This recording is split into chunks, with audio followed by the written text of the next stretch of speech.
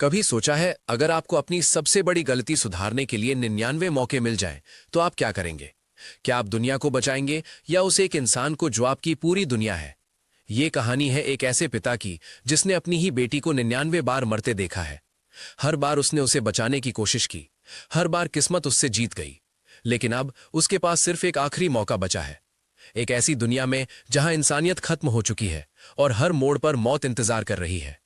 क्या इस बार वो अपनी बेटी को बचा पाएगा या फिर ये कहानी 100वीं बार भी उसी दर्दनाक अंत तक पहुंचेगी? स्वागत है उस कहानी में जहां हर मौत एक नई शुरुआत है। कहानी की शुरुआत में कोई बोल रहा होता है, दामी, मुझे माफ कर देना मेरी बच्ची। सच तो यह है कि तुम्हें मारने वाला कोई और नहीं, मैं ही हूं। मैंने तुम्हें अपनी ही आंखों के सामने तड़पते देखा है। एक बार नहीं, दो बार नहीं, पूरी 99 बार। हर बार मैंने तुम्हें बचाने की कोशिश की और हर बार मैं हार गया। मेरी ही वजह से तुम्हें अपनी जान गंवानी पड़ी। लेकिन अब मेरे पास सिर्फ एक आखिरी मौका बचा है। ये मेरा 100वां प्रयास है और मेरा आखिरी मौका भी। मुझ पर भरोसा रखो दामी, इस बार तुम्हारा डैड तुम्हें कुछ नहीं होने देगा। चाहे मुझे मौत को भी मात क्यों न देनी पड़े, मैं तुम्हें वापस लेकर आऊंगा। इसके बाद चैप्टर 1 की स्टार्टिंग होती है। फिर धीरे से एक आदमी का चेहरा दिखता है जो पसीने से तरबतर है और उसकी आंखों में खौफ है। कहते हैं मौत आने से पहले आहट नहीं देती, पर उस रात पूरी दुनिया की चीखें एक साथ सुनाई दी थी। टीवी की नीली रोशनी कमरे में फैली है। न्यूज पर लाशों के ढेर और खून खराबा दिख रहा है। टीवी की खरखराहट और रिपोर्टर की घबराई हुई आवाज। टीवी पर जो दिख रहा था वो किसी बुरे सपने जैसा था। शहर के बीचों बीच कुछ ऐसा उभरा जिसने इंसानियत को ही खत्म कर दिया। तेज कट्स के साथ ज़ॉम्बी के हमले और भागते हुए लोगों को दिखाया गया। पलक झपकते ही दुनिया ढह गई। ना कोई कानून बचा, ना कोई रहम। बस एक ही सच रह गया था, शिकार या शिकारी। अचानक शोर शांत हो जाता है। एक मासूम लड़की कमरे में आती है। आदमी उसे देखकर अपनी दहशत छुपाने की कोशिश करता है। लड़की बोलती है, डैड, आप क्या देख रहे हो?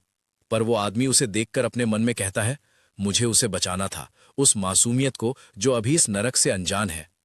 इसके बाद हमें किसी फ्लैशबैक को दिखाया जाता है जहां वही पिता अपनी बेटी को गोद में लिए सड़क पर बैठा रो रहा है। चारों तरफ तबाही है। बेटी की बॉडी बेजान उसकी गोद में पड़ी है। आदमी कहता है, दामी, उठो, प्लीज मुझे अकेला छोड़कर मत जाओ। लेकिन इस नफरत भरी दुनिया में एक बूढ़े बाप और एक छोटी बच्ची का जिंदा बचपना किसी चमत्कार से कम नहीं होता। सब कुछ खत्म हो गया था। हमने हार मान ली थी, या शायद दुनिया ने हमें हरा दिया था। अपने बेटी को खोने के बाद उसने भी अपनी जिंदगी खत्म कर लिया, इस उम्मीद में कि वो अब सुकून से मर सकता है। लेकिन मौत भी शायद मेरा साथ नहीं देना चाहती थी। जब लगा कि आखिरी सांस आ गई है, तभी नियति ने अपना खेल बदला और मरने के बाद मेरी मुलाकात हुई एक देवी से। वो कोई फरिश्ता थी या कोई डीमन। उसकी वो मुस्कान, जैसे वो मेरे दर्द का मजा ले रही हो। पर वो चाहे जो भी हो, मेरे लिए किसी फरिश्ते से कम नहीं थी, जिन्होंने मुझे 99 जिंदगियां जीने का मौका दिया। इसके अगले ही क्षण हमारा हीरो बिस्तर पर पसीने से लथपथ है और अचानक उठ जाता है। क्या ये एक भयानक सपना या शायद एक चेतावनी थी? जैसे ही उसकी आंख खुली, उसे अपनी आंखों पर यकीन नहीं हुआ।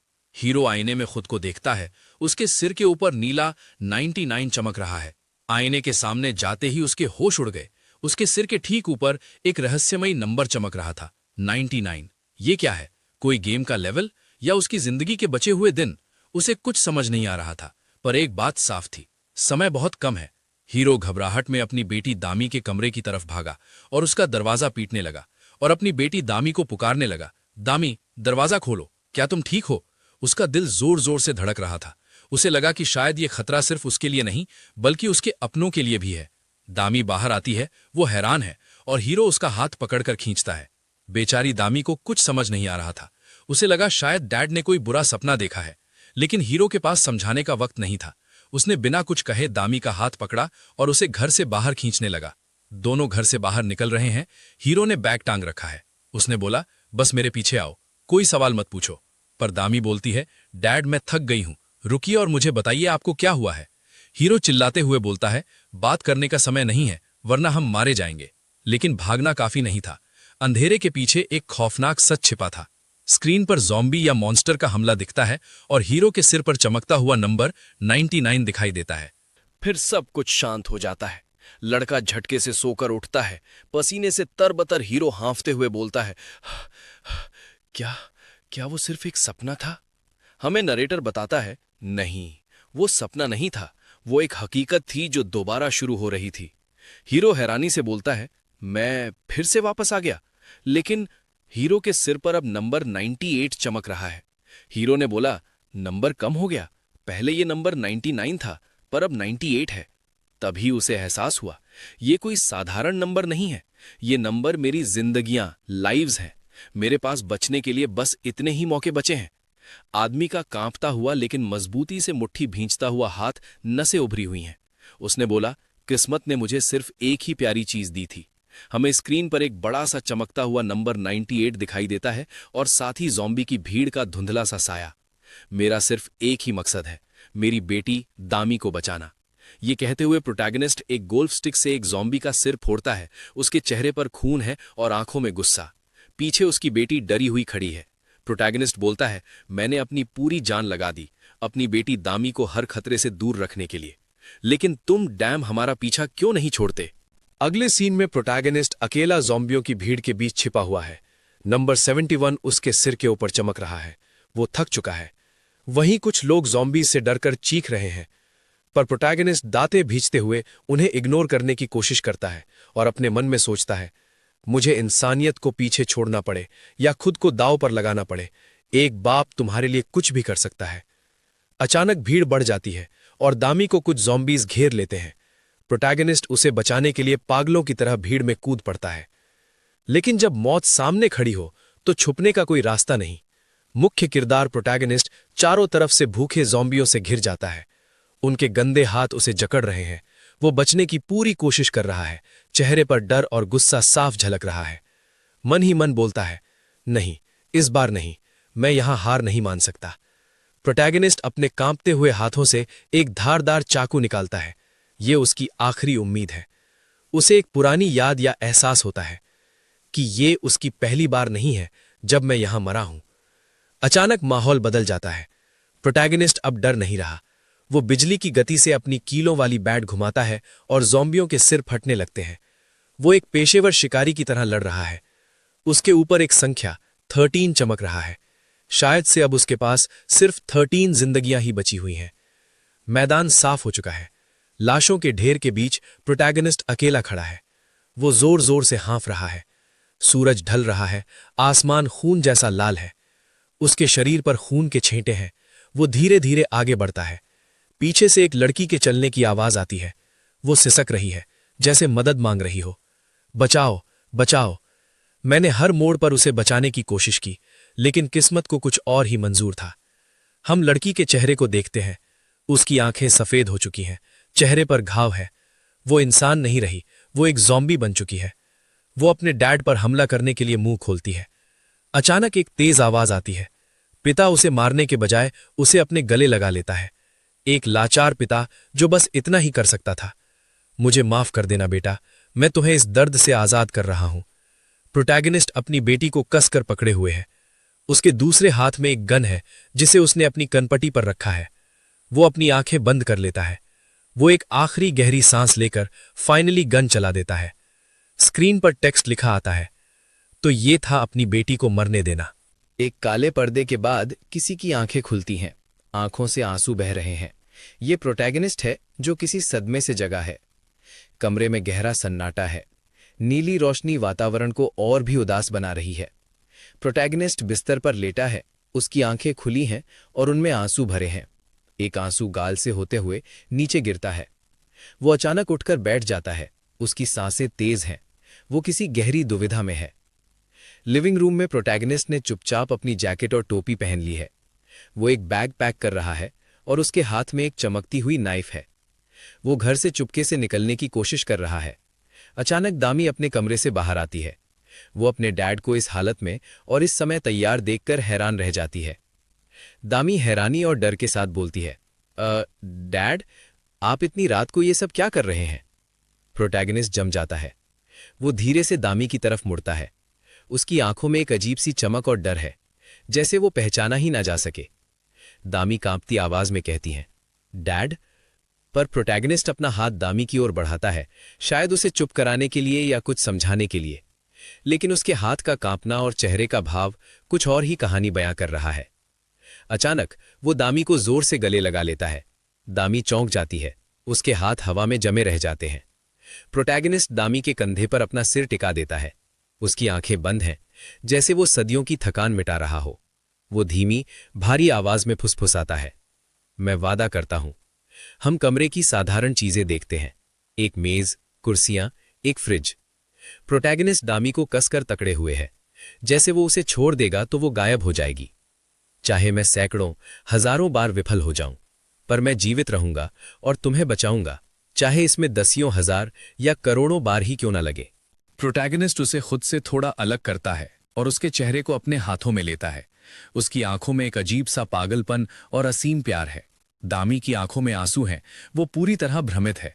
प्रोटैगनिस्ट चिल्लाते हुए बोलता है, बस अपने डैड पर भरोसा रखो, मेरी बेटी। दामी धीमी आवाज में बोलती है, हाँ डैड।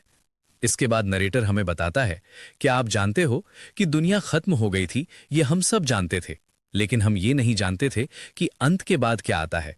थकान, भूख और वो बोझ जिसे हम चाहकर भी नहीं छोड़ सकते हैं। प्रोटैगनिस्ट की कांपती आवाज कहती है, भगवान हर नाकाम कोशिशों के बाद एक मौका देता है। डाइजन, हमारी वे कोशिश, हमारा घर। मैंने तुम्हें वादा किया था दामी, मैं तुम्हें शहर की रोशनी दिखाऊंगा, जहां बिस्तर नर्म होते हैं और रात को डर नहीं लगता। देखो, हम पहुंच गए। प्रोटैगनिस्ट अपनी बेटी के बेजान शरीर को कसकर पकड़े हुए है। उसकी आंखों में आंसू नहीं, बस एक गहरा खालीपन है। बेटी का सिर उसके कंधे पर टिका है, जैसे वो सो रही हो। सूरज की सुनहरी किरणें उन पर पड़ रही हैं, जो इस त्रासदी को और गहरा बना रही हैं। वो शहर दीवारों के पीछे सुरक्षित है, जहां सिपाही पहरा देते हैं, जहां हर घाव की दवा है, जहां बच्चे गलियों में बेखौफ हंसते हैं। ये एक सुरक्षित स्वर्ग जैसा दिखता है, लेकिन प्रोटैगनिस्ट के लिए अब ये बेमानी है। मैं तुम्हें इस परफेक्ट शेल्टर में लाया हूं, जैसा मैंने वादा किया था, लेकिन मैं थोड़ा देर कर गया। प्रोटैगनिस्ट शहर के गेट के पास खड़ा है, वो अपनी बेटी को गोद में लिए हुए है। सिपाही और डॉक्टर उनकी तरफ दौड़ते हुए आते हैं। शेल्टर के अंदर एक अस्पताल में घायल नायक का इलाज हो रहा है। सफेद कोट पहने डॉक्टर और नर्स उसकी देखभाल कर रहे हैं। एक ऐसा घर जहां शोर सिर्फ बच्चों के खिलखिलाने का आता है, जहां इंसानी फितरत ने खुद को बिखरने से बचा लिया था।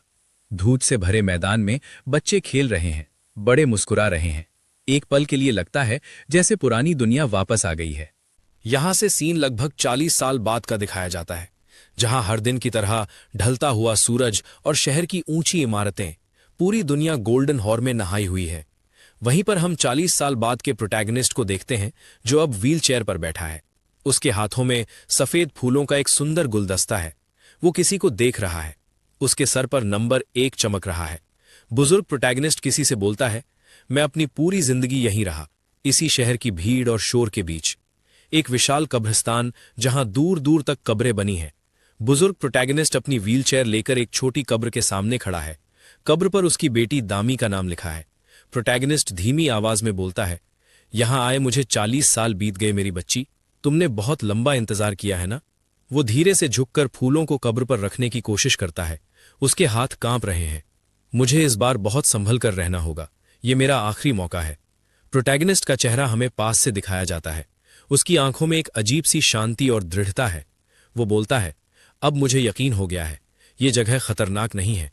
अगर हम यहां जिंदा पहुंच सके तो यही हमारा अंतिम गंतव्य है। प्रोटैगनिस्ट अचानक अपनी जेब से एक काली पिस्टल निकालता है। वो उसे अपने सिर के पास रखता है। उसके चेहरे पर डर नहीं, बल्कि एक दर्दनाक मुस्कान है। मेरा इंतजार करना, डैड जल्द ही तुम्हारे पास आ रहे हैं, ये बोलकर ट्रिगर चला देता है। इसके बाद सीन प्रेजेंट में एक पुराना अपार्टमेंट पर जाता है, जहां प्रोटैगनिस्ट झटके से अपनी आंखें खोलता है। उसके चेहरे पर पसीना है। वो खुद को आईने में देखता है। वो फिर से जवान है। उसके साथ उसकी बेटी दामी खड़ी है, जो स्कूल यूनिफॉर्म में है। प्रोटैगनिस्ट ये सब याद कर कर जोर जोर से सांसें ले रहा होता है। दामी हैरानी से बोलती है, क्या हुआ डैड, आप ऐसे क्यों हाँफ रहे हैं?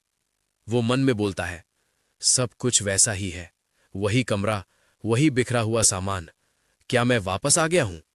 प्रोटैगनिस्ट की यादों में एक मंजर याद आया कि कैसे वो एक बार उस शेल्टर तक पहुंचा था जिसका नाम देजॉन है, लेकिन उसका वहां पहुंचना बेकार था क्योंकि उसकी बेटी उसके साथ नहीं थी। वो पहले ही ज़ॉम्बीज़ का शिकार हो चुकी थी और ये सब उसके पिछले गलतियों के वजह से था। लेकिन वो इस बार पूरी तरह से तैयार था।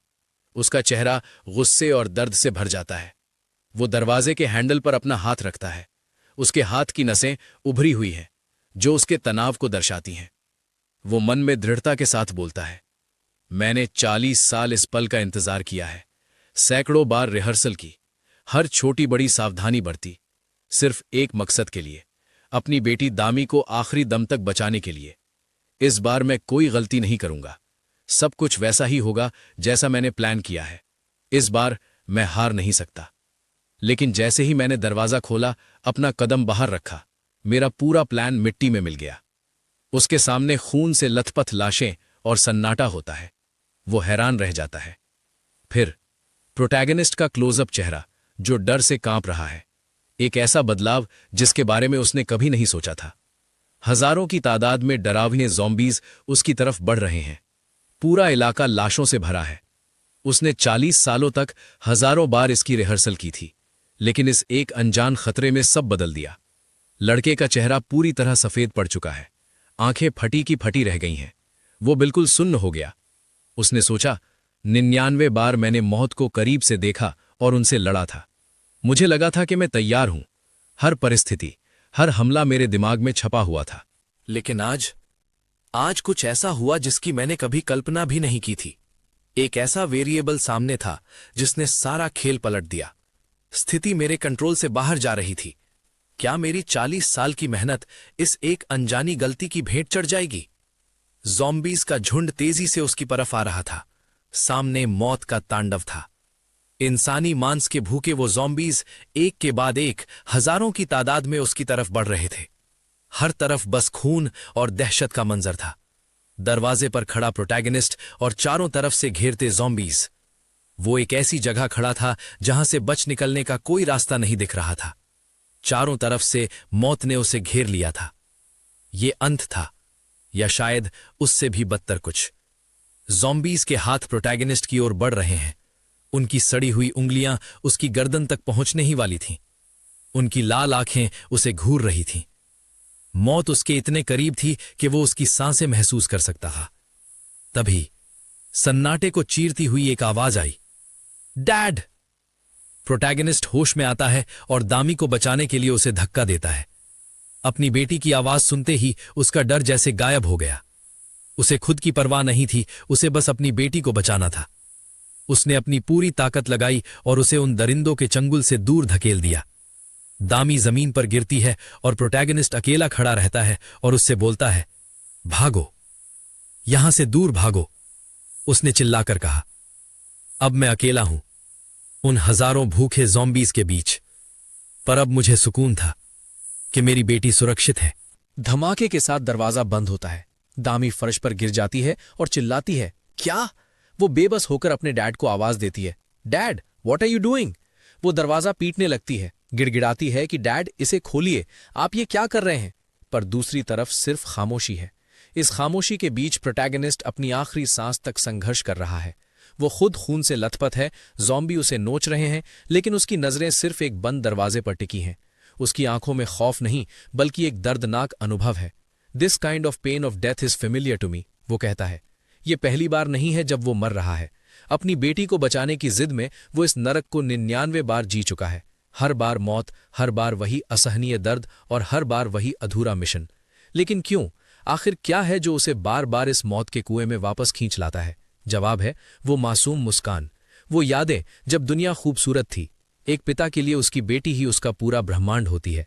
उस हंसी को बचाने के लिए 99 मौतें भी कम है। और अब दरवाजे के पार उसकी बेटी रो रही है। वो ज़ॉम्बी बन चुका है। उसका शरीर अब उसका साथ नहीं दे रहा, लेकिन उसकी आत्मा अब भी चिल्ला रही है, डोंट क्राई। कांच के इस पार एक बेबस पिता है और उस पार उसकी बिलखती हुई बेटी। मौत जीत चुकी है, पर एक पिता का प्यार हार मानने को तैयार नहीं। दरवाजा अब भी बंद है, लेकिन मौत की आहट साफ सुनाई दे रही है। बेटी अंदर से चिल्ला रही है, dad, open the door.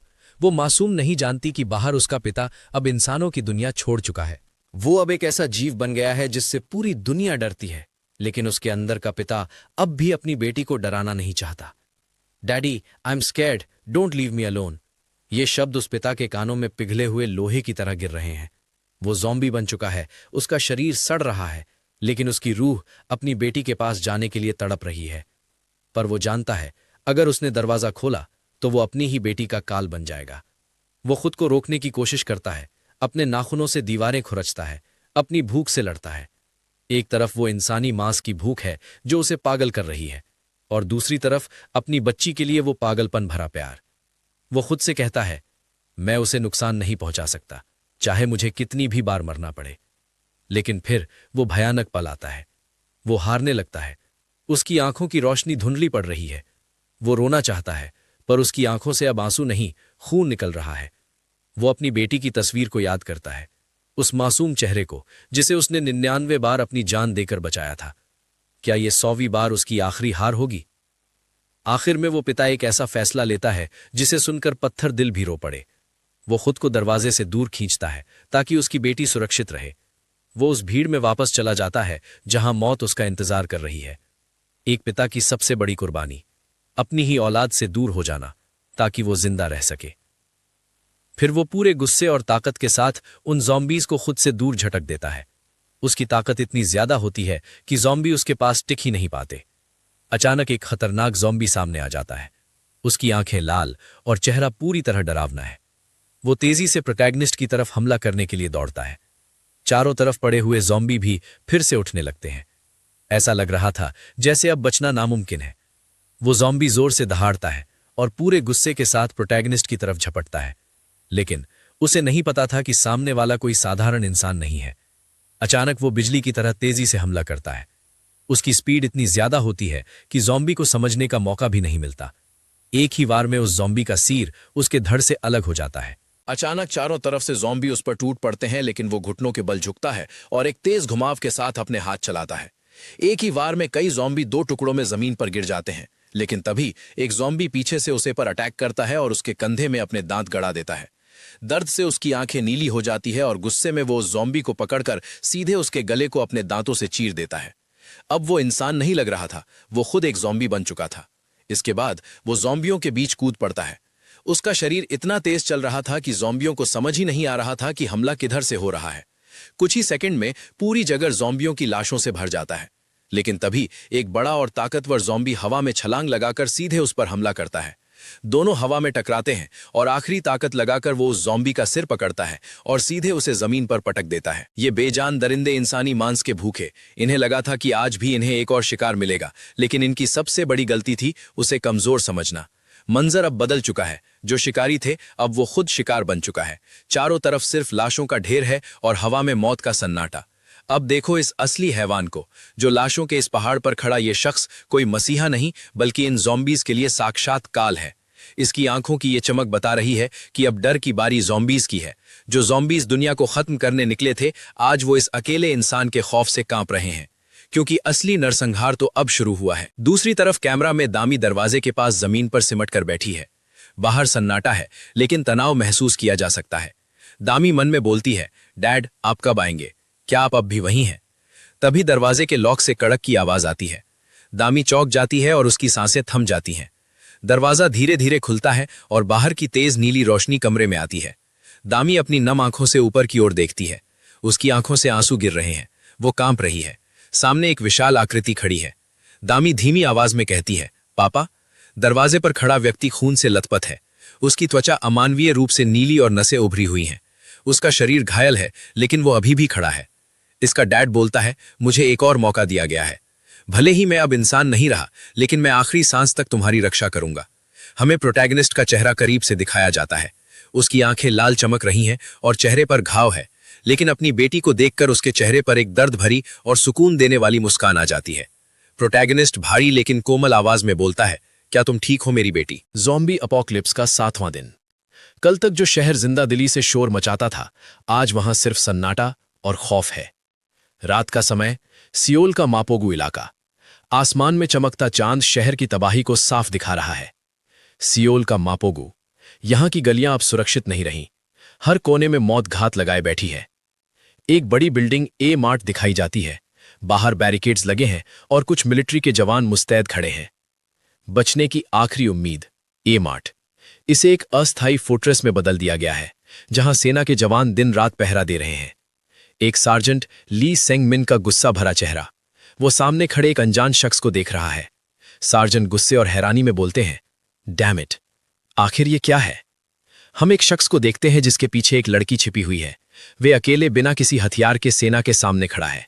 Sergeant बोलते हैं, तुम क्या चीज हो? चारों तरफ ज़ॉम्बी रेंग रहे हैं, मौत का तांडव मच रहा है। ऐसे में तुम यहां तक जिंदा कैसे पहुंचे? हवा में तनाव इतना गहरा है कि उसे महसूस किया जा सकता है। सार्जेंट की बंदूक तनी हुई है, लेकिन सामने खड़ा व्यक्ति टस से मस नहीं होता। उस अनजान शख्स के चेहरे पर शिकन तक नहीं। वो अपनी आंखों को काले चश्मे के पीछे छिपाए खड़ा है, जैसे दुनिया की तबाही उसके लिए सिर्फ एक खेल हो। वो शांति से सेना के घेरे को देख रहा है। सार्जेंट चिढ़ते हुए बोलते हैं, बहरा है क्या? मैंने पूछा यहां तक कैसे पहुंचे? पीछे क्या छिपा रहे हो? प्रोटैगनिस्ट के पीछे उसकी बेटी दामी है, जो धीरे से झांकती है। उसकी आंखों में सेना को देखकर और भी ज्यादा डर है। तभी हमें उनके कैप्टन को दिखाया जाता है। कैप्टन चाहेरी अपनी बंदूक टांगे हुए धीरे धीरे आगे बढ़ती है। उसकी आंखें प्रोटैगनिस्ट के पीछे छिपे रहस्य को देखने की कोशिश कर रही हैं। कैप्टन कड़क आवाज में बोलती है, अपना हाथ ऊपर करो और उस लड़की को सामने लाओ। अगर तुमने जरा भी चालाकी की तो ये जगह तुम्हारी कब्र बन जाएगी। हीरो के पीछे से दामी अपना सिर बाहर निकालती है। कैप्टन प्रोटैगनिस्ट की आंखों में देखती है। उसके चेहरे पर गहरा साया है। कैप्टन हैरानी और झिझक में बोलती है, ये क्या है? तुमने अपने आंखों को चश्मे से क्यों ढका है? क्या तुम भी उन संक्रमितों में से एक हो? पर जब प्रोटैगनिस्ट उसके सवाल का कोई जवाब नहीं देता, तब वो कुछ सेकंड तक उसे घूरती है, जैसे समझने की कोशिश कर रही हो कि आखिर ये शख्स है कौन। अब देखो हमारे हीरो को, ये अपनी बेटी के साथ मिलकर यहां पर फुल ड्रामा करता है। अरे साहब, मेरी बेटी बीमार है, इसे बचा लो। बेटी भी पीछे से नकली खांसी खांस रही है कि वो सचमुच बीमार है। प्रोटैगनिस्ट हाथ जोड़ रहा है और दामी रोने का नाटक कर रही है। प्रोटैगनिस्ट कहता है, भले ही मुझे बाहर छोड़ दो, पर मेरी मासूम बच्ची को अंदर ले लो। प्रोटैगनिस्ट की एक्टिंग देखकर उसकी बेटी भी शॉक होती है। अंधेरा है, नीली रोशनी और तनाव का माहौल। कैप्टन सामने खड़ी है और उनकी बातें सुन रही है। सार्जेंट उनकी ओर देखकर बोलता है, क्या इस पागल का दिमाग खराब हो गया है? इसे सच में लगता है कि इसकी ये झूठी कहानी कैप्टन पर असर करेगी? प्रोटैगनिस्ट शांत खड़ा है। सार्जेंट अपनी बंदूक ताने हुए आगे बढ़ता है और उनसे बोलना है, चले जाओ यहां से, इससे पहले कि मैं गोली चला दूं। हमें कैप्टन को दिखाया जाता है। उसकी आंखों में आंसू होते हैं, जैसे कि उसकी कहानी का उनके ऊपर बहुत बड़ा प्रभाव पड़ा है। वो दबी आवाज में बोलती है, आने दो इन्हें अंदर। सार्जेंट चौंक जाता है। कैप्टन तेजी से मुड़ती है और अपनी नाक पोंछते हुए आगे बढ़ती है और प्रोटैगनिस्ट की तरफ बिना देखे कहती है, गलतफहमी मत पालना कि हमने तुम्हारी मदद की है। हमें बस मार्ट की रखवाली के लिए और हाथों की जरूरत है। अपनी नाक पोंछो और काम पर लगो। कैप्टन और सार्जेंट अंदर चले जाते हैं। प्रोटैगनिस्ट वहीं खड़ा उन्हें जाते हुए देखता है। उसके चेहरे पर एक हल्की मुस्कान आती है। प्रोटैगनिस्ट मन में बोलता है, वो आज भी नहीं बदली, वही गुस्सा, वही पुरानी आदतें। लोग उसे सांप की तरह ठंडी और कोल्ड ब्लडेड मानते हैं, लेकिन वो वैसी नहीं है। कैप्टन का ये कोल्ड हार्टेड बिहेवियर सिर्फ एक नकाब है। वो जानबूझकर खुद को इतना सख्त दिखाती है ताकि उसकी टीम उसे कमजोर ना समझे। इस अपोकलिप्स की दुनिया में अगर वो नरम पड़ी तो उसकी टीम का मनोबल टूट जाएगा। वो सख्त बनती है ताकि उसके सिपाही उसे अपना आदर्श माने और खुद को कभी कमजोर न पड़ने दें। तभी डामी अपने डैड पर चिल्ला रही थी। उसका गुस्सा 7वें आसमान पर था, क्योंकि जो उसने देखा वो उसकी उम्मीदों से परे था। डामी ने बोला, ये सब क्या था डैड? जो कुछ अभी हुआ वो हमारे प्लान का हिस्सा तो बिल्कुल नहीं था। प्रोटैगनिस्ट बोलता है, नहीं डामी, तुम गलत समझ रही हो। जैसा तुम देख रही हो वैसा नहीं है। इससे पहले की बात आगे बढ़ती, सार्जेंट वहां आ धमकता है और उन्हें बोलता है, तुम दोनों बहस बंद करो और मेरे पीछे आओ। सार्जेंट को देखकर डामी जोर जोर से खांसने का नाटक करने लगती है। सार्जेंट चिढ़ते हुए बोलते हैं, ओह वाकई, अब बस भी करो, मैं अच्छी तरह जानता हूं कि तुम ये सब नाटक कर रही हो। तो डामी ने अपने खेल को और भी नेक्स्ट लेवल पर लेकर गई। उसने ऐसे अभिनय किया जैसे उसे सच में चक्कर आ रहे हों और उसका सिर फटा जा रहा हो। इसी बीच उसके डैड आकर उसे संभालते हैं ताकि सार्जेंट पर यकीन हो जाए कि उसकी हालत वाकई खराब है। इस ड्रामे के बीच डामी के जहन में 1 हफ्ता पुराना वो मंजर याद आता है, वो हादसा जिसने सब बदल दिया था। उसे याद आता है कि कैसे उसके पिता ने उसे बचाने के लिए खुद को मौत के मुंह में धकेल दिया था। वो अपनी बेटी को सुरक्षित कमरे में छोड़कर खुद उन भूखे ज़ॉम्बीज़ के बीच बाहर चले गए थे। दूसरी तरफ प्रेजेंट में उसके डैड गहरी सोच में डूबा था। वो अपनी इस नई ताकत और पहचान से खुद हैरान है। वो मन में सोच रहा था, मैं खुद को नहीं समझ पा रहा हूं। ज़ॉम्बी ने मुझे काटा, मेरा मांस तक अलग कर दिया, लेकिन मैं मरा नहीं, मैं बच गया। और अब मेरी ताकत उन ज़ॉम्बीज़ से भी कहीं ज्यादा बढ़ चुकी है। उसके मन में एक ही सवाल बार बार गूंज रहा था, मेरा शरीर इतना बदल चुका है, मैं अब वो नहीं रहा जो पहले था।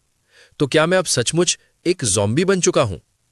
सामने एक विशाल मॉल खड़ा है जिस पर ए मार्ट का बोर्ड लगा है।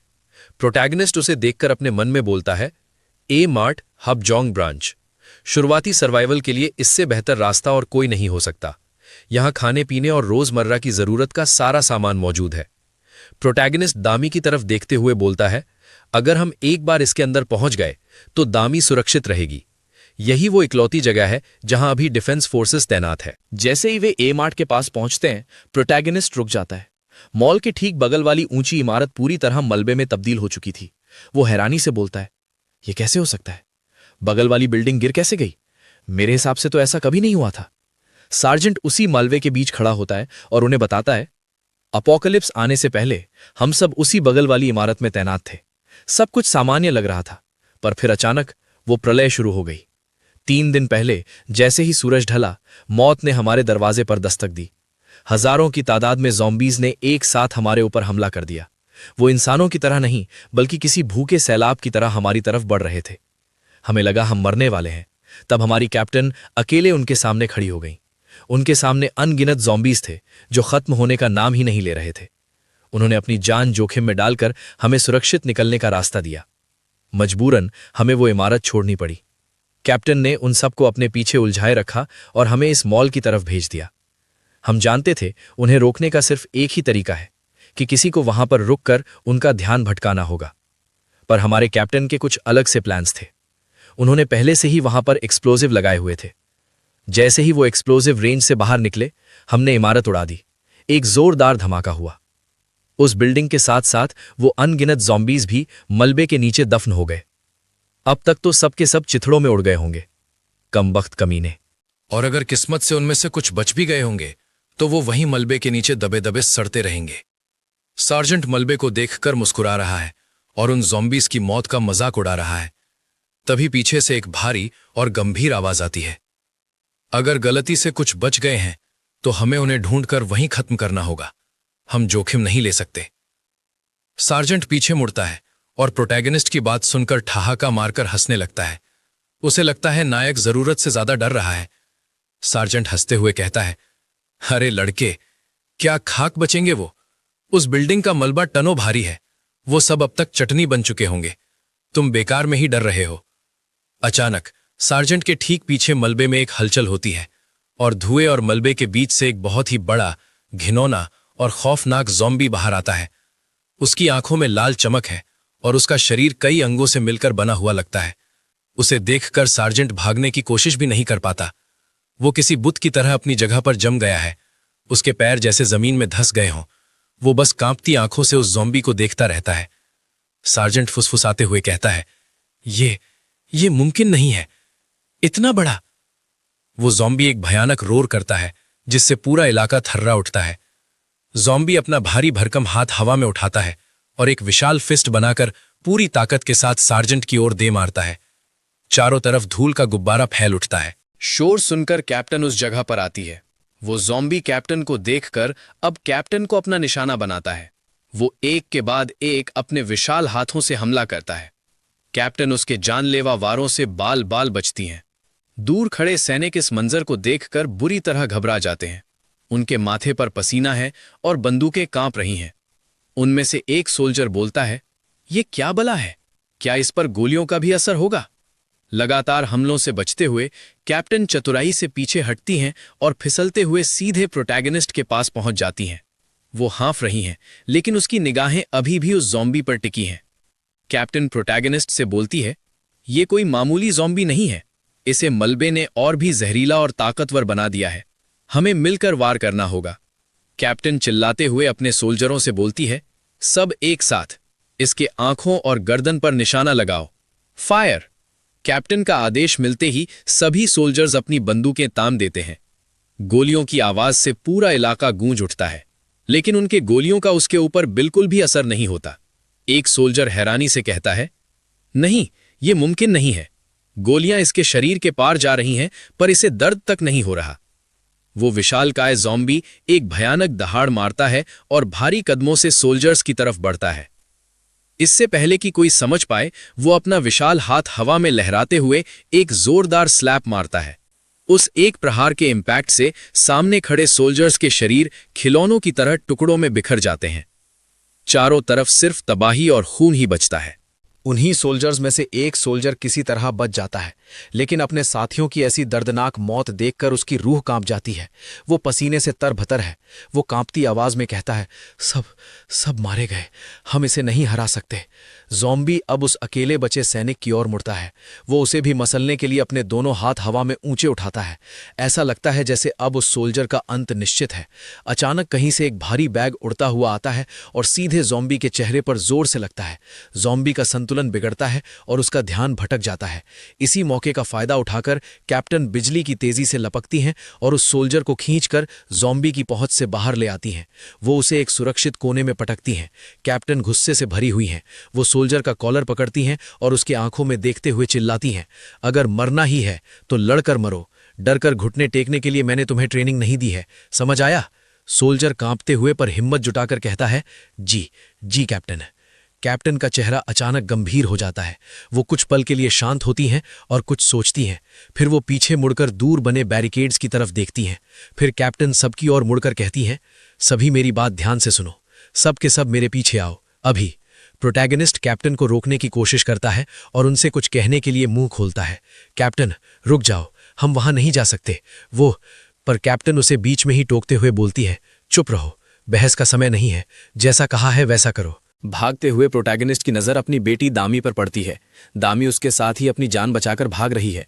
वो बुरी तरह हाँफ रही है और डर के मारे उसके पैर लड़खड़ा रहे हैं।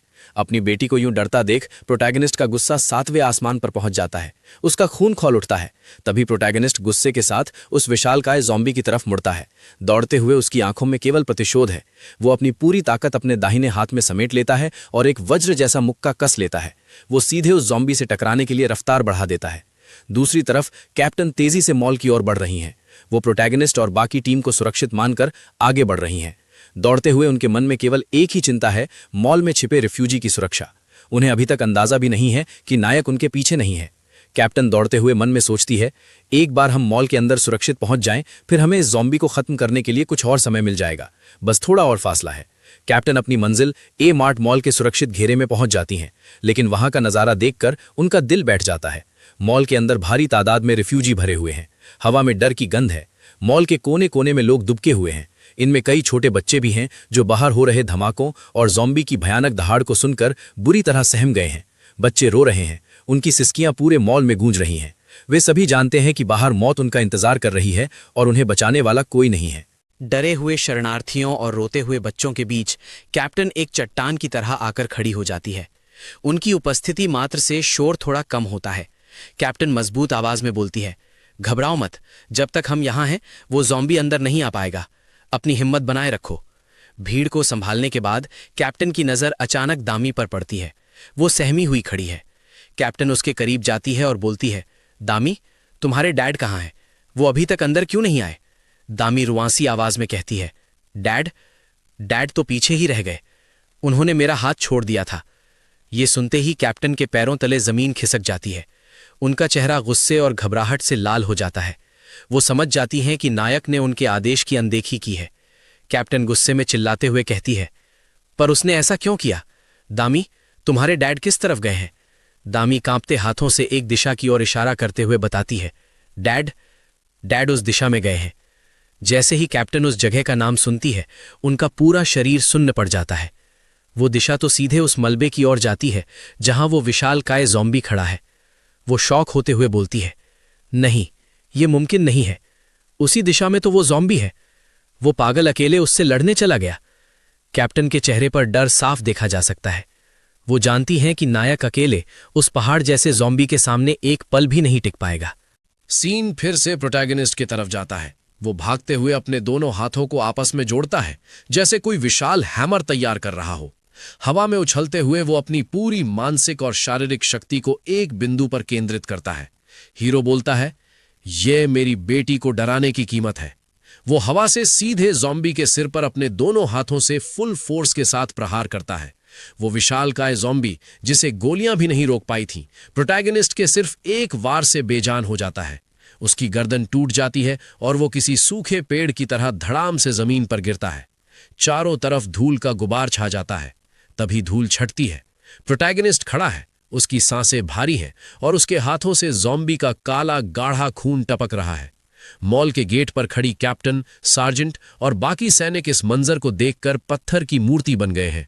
कैप्टन हैरानी से बोलती है, ये नामुमकिन है। एक ही वार में उसने उसे मार दिया। मॉल के अंदर मौजूद शरणार्थी भी खिड़कियों से ये नजारा देख रहे थे। प्रोटैगनिस्ट का उग्र रूप देखकर वे राहत से ज्यादा खौफ में हैं। एक पिता अपनी छोटी बेटी की आंखों पर अपना हाथ रख देता है ताकि वो खून खराबे का ये भयानक मंजर न देख सके। ज़ॉम्बी का विशाल शरीर बेजान पड़ा है। प्रोटैगनिस्ट धीरे से अपना हाथ उठाता है और अपने चेहरे पर लगे ज़ॉम्बी के खून को पोंछता है। उसकी आंखों में अब भी वही तीव्रता है जो किसी भी दुश्मन को राख कर दे। वो एक विजेता की तरह नहीं, बल्कि एक रक्षक पिता की तरह खड़ा है। उस जगह में अब एक भारी सन्नाटा होता है। कैप्टन अभी भी वहीं खड़ी हैं। उनके हाथ में उनकी राइफल कसकर पकड़ी हुई है, लेकिन वो पूरी तरह स्पीचलेस है। जिस मॉन्स्टर को पूरी बटालियन मिलकर नहीं हिला पाई, उसे हीरो ने अपने हाथों से मिट्टी में मिला दिया। कैप्टन की आंखें फटी की फटी रह गई हैं। वे ये समझने की कोशिश कर रही हैं कि उन्होंने अभी अभी क्या देखा। वहीं पर हमारा प्रोटैगनिस्ट उस मरे हुए विशालकाय ज़ॉम्बी के शरीर के ठीक सामने खड़ा है। उसका शरीर खून से लथपथ है, लेकिन उसके खड़े होने के अंदाज में एक गजब का बैडएस एटीट्यूड और आत्मविश्वास है। कैप्टन और उसके सैनिक अपनी बंदूकें नीचे करते हैं, लेकिन उनकी आंखें फटी की फटी रह जाती हैं। वे उस तबाही को देख रहे थे जो कुछ ही पलों में सिमट गई। कैप्टन अपनी नजरें घुमाकर दामी की ओर देखती है। दामी पूरी तरह शॉक्ड खड़ी है। कैप्टन मन में बोलती है, दामी की ये हालत, क्या उसे पता था कि ये सब होने वाला है, या फिर तुम भी उतनी ही अनजान हो जितनी मैं हूं? कैप्टन कुछ पल के लिए गहरी सोच में डूबती है। फिर उसकी नजर सामने खड़े प्रोटैगनिस्ट पर पड़ती है। उसके चेहरे पर खून के कुछ छींटे हैं, पर वो बिल्कुल शांत है।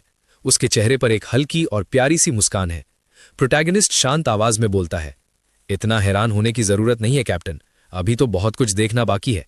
अचानक कैप्टन की घबराहट गुस्से और डर में बदल जाती है। वो झटके से अपनी गन प्रोटैगनिस्ट पर तान देती है। उसके हाथ हल्के से कांप रहे हैं। वो कांपती आवाज में बोलती है, तुम इंसान नहीं हो सकते। आखिर कौन हो तुम? सच बताओ, तुम कौन हो? प्रोटैगनिस्ट गन की परवाह किए बिना अपने गंदे कपड़ों को झाड़ता है। फिर वो बहुत ही स्टाइल से अपने सनग्लासेस को ऊपर करता है और सीधे कैप्टन की आंखों में देखता है। वो कहता है, मैं कौन हूं ये तो वक्त बताएगा। फिलहाल तो बस इतना समझ लो कि मैं वो वादा निभाने आया हूं जो कभी अधूरा रह गया था। हमें दामी को दिखाया जाता है। वो कांपते हुए अपने डैड की तरफ देखती है। उसकी आंखों में थोड़ी घबराहट है। दामी चिल्लाते हुए कहती है, नहीं डैड, रुक जाइए। अगर आपने अपनी असली पहचान यहां सबके सामने दिखाई तो सब कुछ खत्म हो जाएगा। प्लीज अपनी पहचान मत बताइए। प्रोटैगनिस्ट बहुत ही स्टाइल से अपने खून भरे सनग्लासेस को नीचे उतारता है। हम उसके चेहरे को देखते हैं। उसके चेहरे पर एक गंभीर और रहस्यमयी लुक है। सारे सवालों को दरकिनार करते हुए उसने आखिर अपने सनग्लासेस उतार ही दिए। एक गहरा सन्नाटा छा गया। वह हर कोई अपनी सांसें थामे हुए था। नायक अपनी आंखों में आंखें डालकर सीधे कैप्टन से बात करता है। उसकी रेड आइज अब पूरी तरह साफ दिख रही हैं।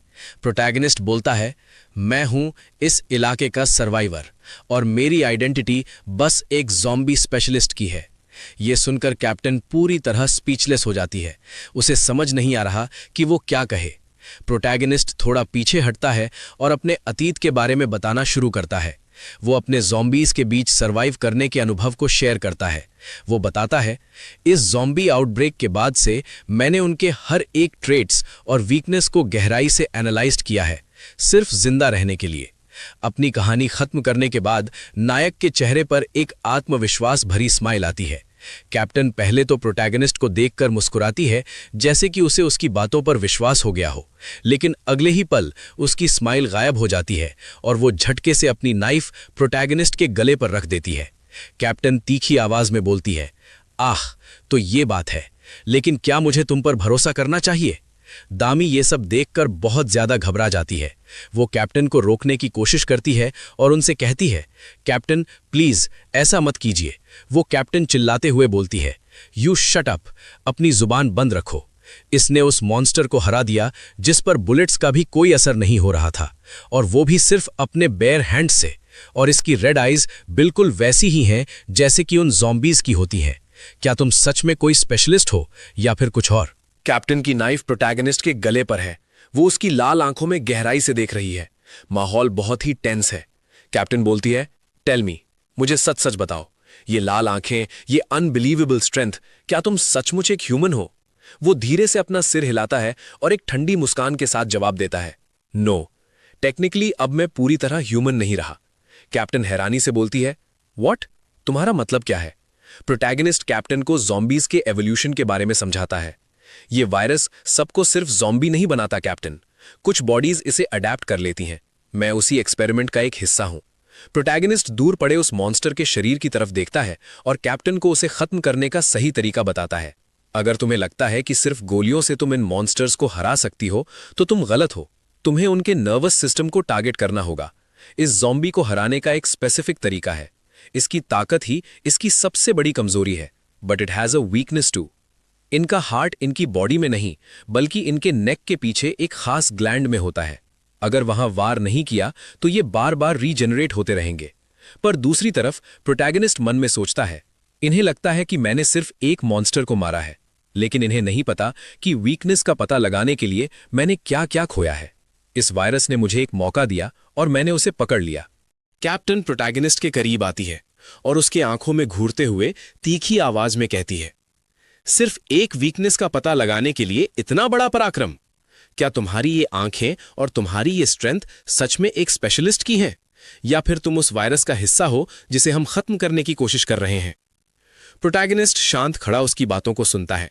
फिर वो उसके बड़े बड़े अरमानों की तरफ इशारा करता है जिस जगह पर उसके आर्मी लोगों का सिंबल बना हुआ था। वो कॉन्फिडेंटली टोन में कहता है, इस वायरस ने मुझे वो दिया जो तुम्हारी ये आर्मी ट्रेनिंग कभी नहीं दे सकती थी। मैं वो इंसान नहीं हूं जिसे तुम जानती थी, लेकिन मैं वो हथियार जरूर हूं जिसकी तुम्हें इस समय सख्त जरूरत है। हमें कैप्टन को दिखाया जाता है। उसके चेहरे पर हैरानी है और उसके माथे पर हल्का पसीना भी है। वो अपनी दांतें भींचती है और मन में कहती है, ये नामुमकिन है। जो ये कह रहा है अगर वो सच है तो इसका मतलब है कि ये स्पेशलिस्ट कोई साधारण सर्वाइवर नहीं है। ये वायरस का एक अडैप्टेड वर्जन है, एक जिंदा हथियार। क्या ये हमारे लिए एक खतरा है या एक मौका? तभी दामी उन दोनों के बीच में आती है और दोनों को अलग करती है। वो हल्की आवाज में कहती है, बस कीजिए, आप दोनों एक दूसरे से झगड़ना बंद करो। डैड, कैप्टन, प्लीज बंद कीजिए ये सब। कैप्टन एक पल के लिए दामी की तरफ देखती है, फिर अपनी नाइफ वापस रखती है। वो एक गहरी सांस लेती है, दूसरी तरफ घूमती है और थोड़ा आगे बढ़ती है। इसके बाद हमें उसके सेक्सी फिजिक को दिखाया जाता है। वो उसी पोजीशन में बिना पीछे मुड़े बोलती है, फिलहाल के लिए मैं तुम्हारी बात मान लेती हूं, लेकिन याद रखना, अगर तुमने हमें धोखा दिया तो अगली बार मेरी नाइफ तुम्हारी गर्दन के पार होगी। फिर कैप्टन उन दोनों की तरफ मुड़ती है और उन दोनों से बोलती है, हमें यहां से तुरंत निकलना होगा। ये इलाका अब सेफ नहीं है। दामी, तुम अपने डैड के साथ रहोगी, लेकिन मेरी नजर तुम दोनों पर रहेगी। फिर कैप्टन मायूस होकर जमीन पर पड़े उन सोल्जरों को देखती है जिन्हें उस मॉन्स्टर ने बेरहमी से मार दिया था। अपने सोल्जरों की लाशें देखकर उसकी आंखों में दुख है जो तुरंत गुस्से में बदल जाता है। तभी दो सोल्जर भागते हुए कैप्टन के पास आते हैं। वे डरते हुए उनका हाल पूछने की कोशिश करते हैं। कैप्टन, क्या आप ठीक हैं? क्या सिचुएशन कंट्रोल में है? लेकिन कैप्टन बिना कुछ बोले तेजी से पहले सोल्जर के पैर पर जोर से लात मारती है। सोल्जर अपना पैर पकड़कर जमीन पर गिर जाता है और दर्द से कराहने लगता है। दूसरा सोल्जर घबराकर कैप्टन को शांत करने और समझाने की कोशिश करता है। कैप्टन, इसमें इसकी कोई गलती नहीं है, हम तो बस मदद ही मांगने के लिए गए थे। कैप्टन सार्कास्टिक टोन में बोलती है, क्या मदद? जब मॉन्स्टर मेरे जवानों को चीर रहा था तब तुम लोग कहां थे? कॉफी ब्रेक पर?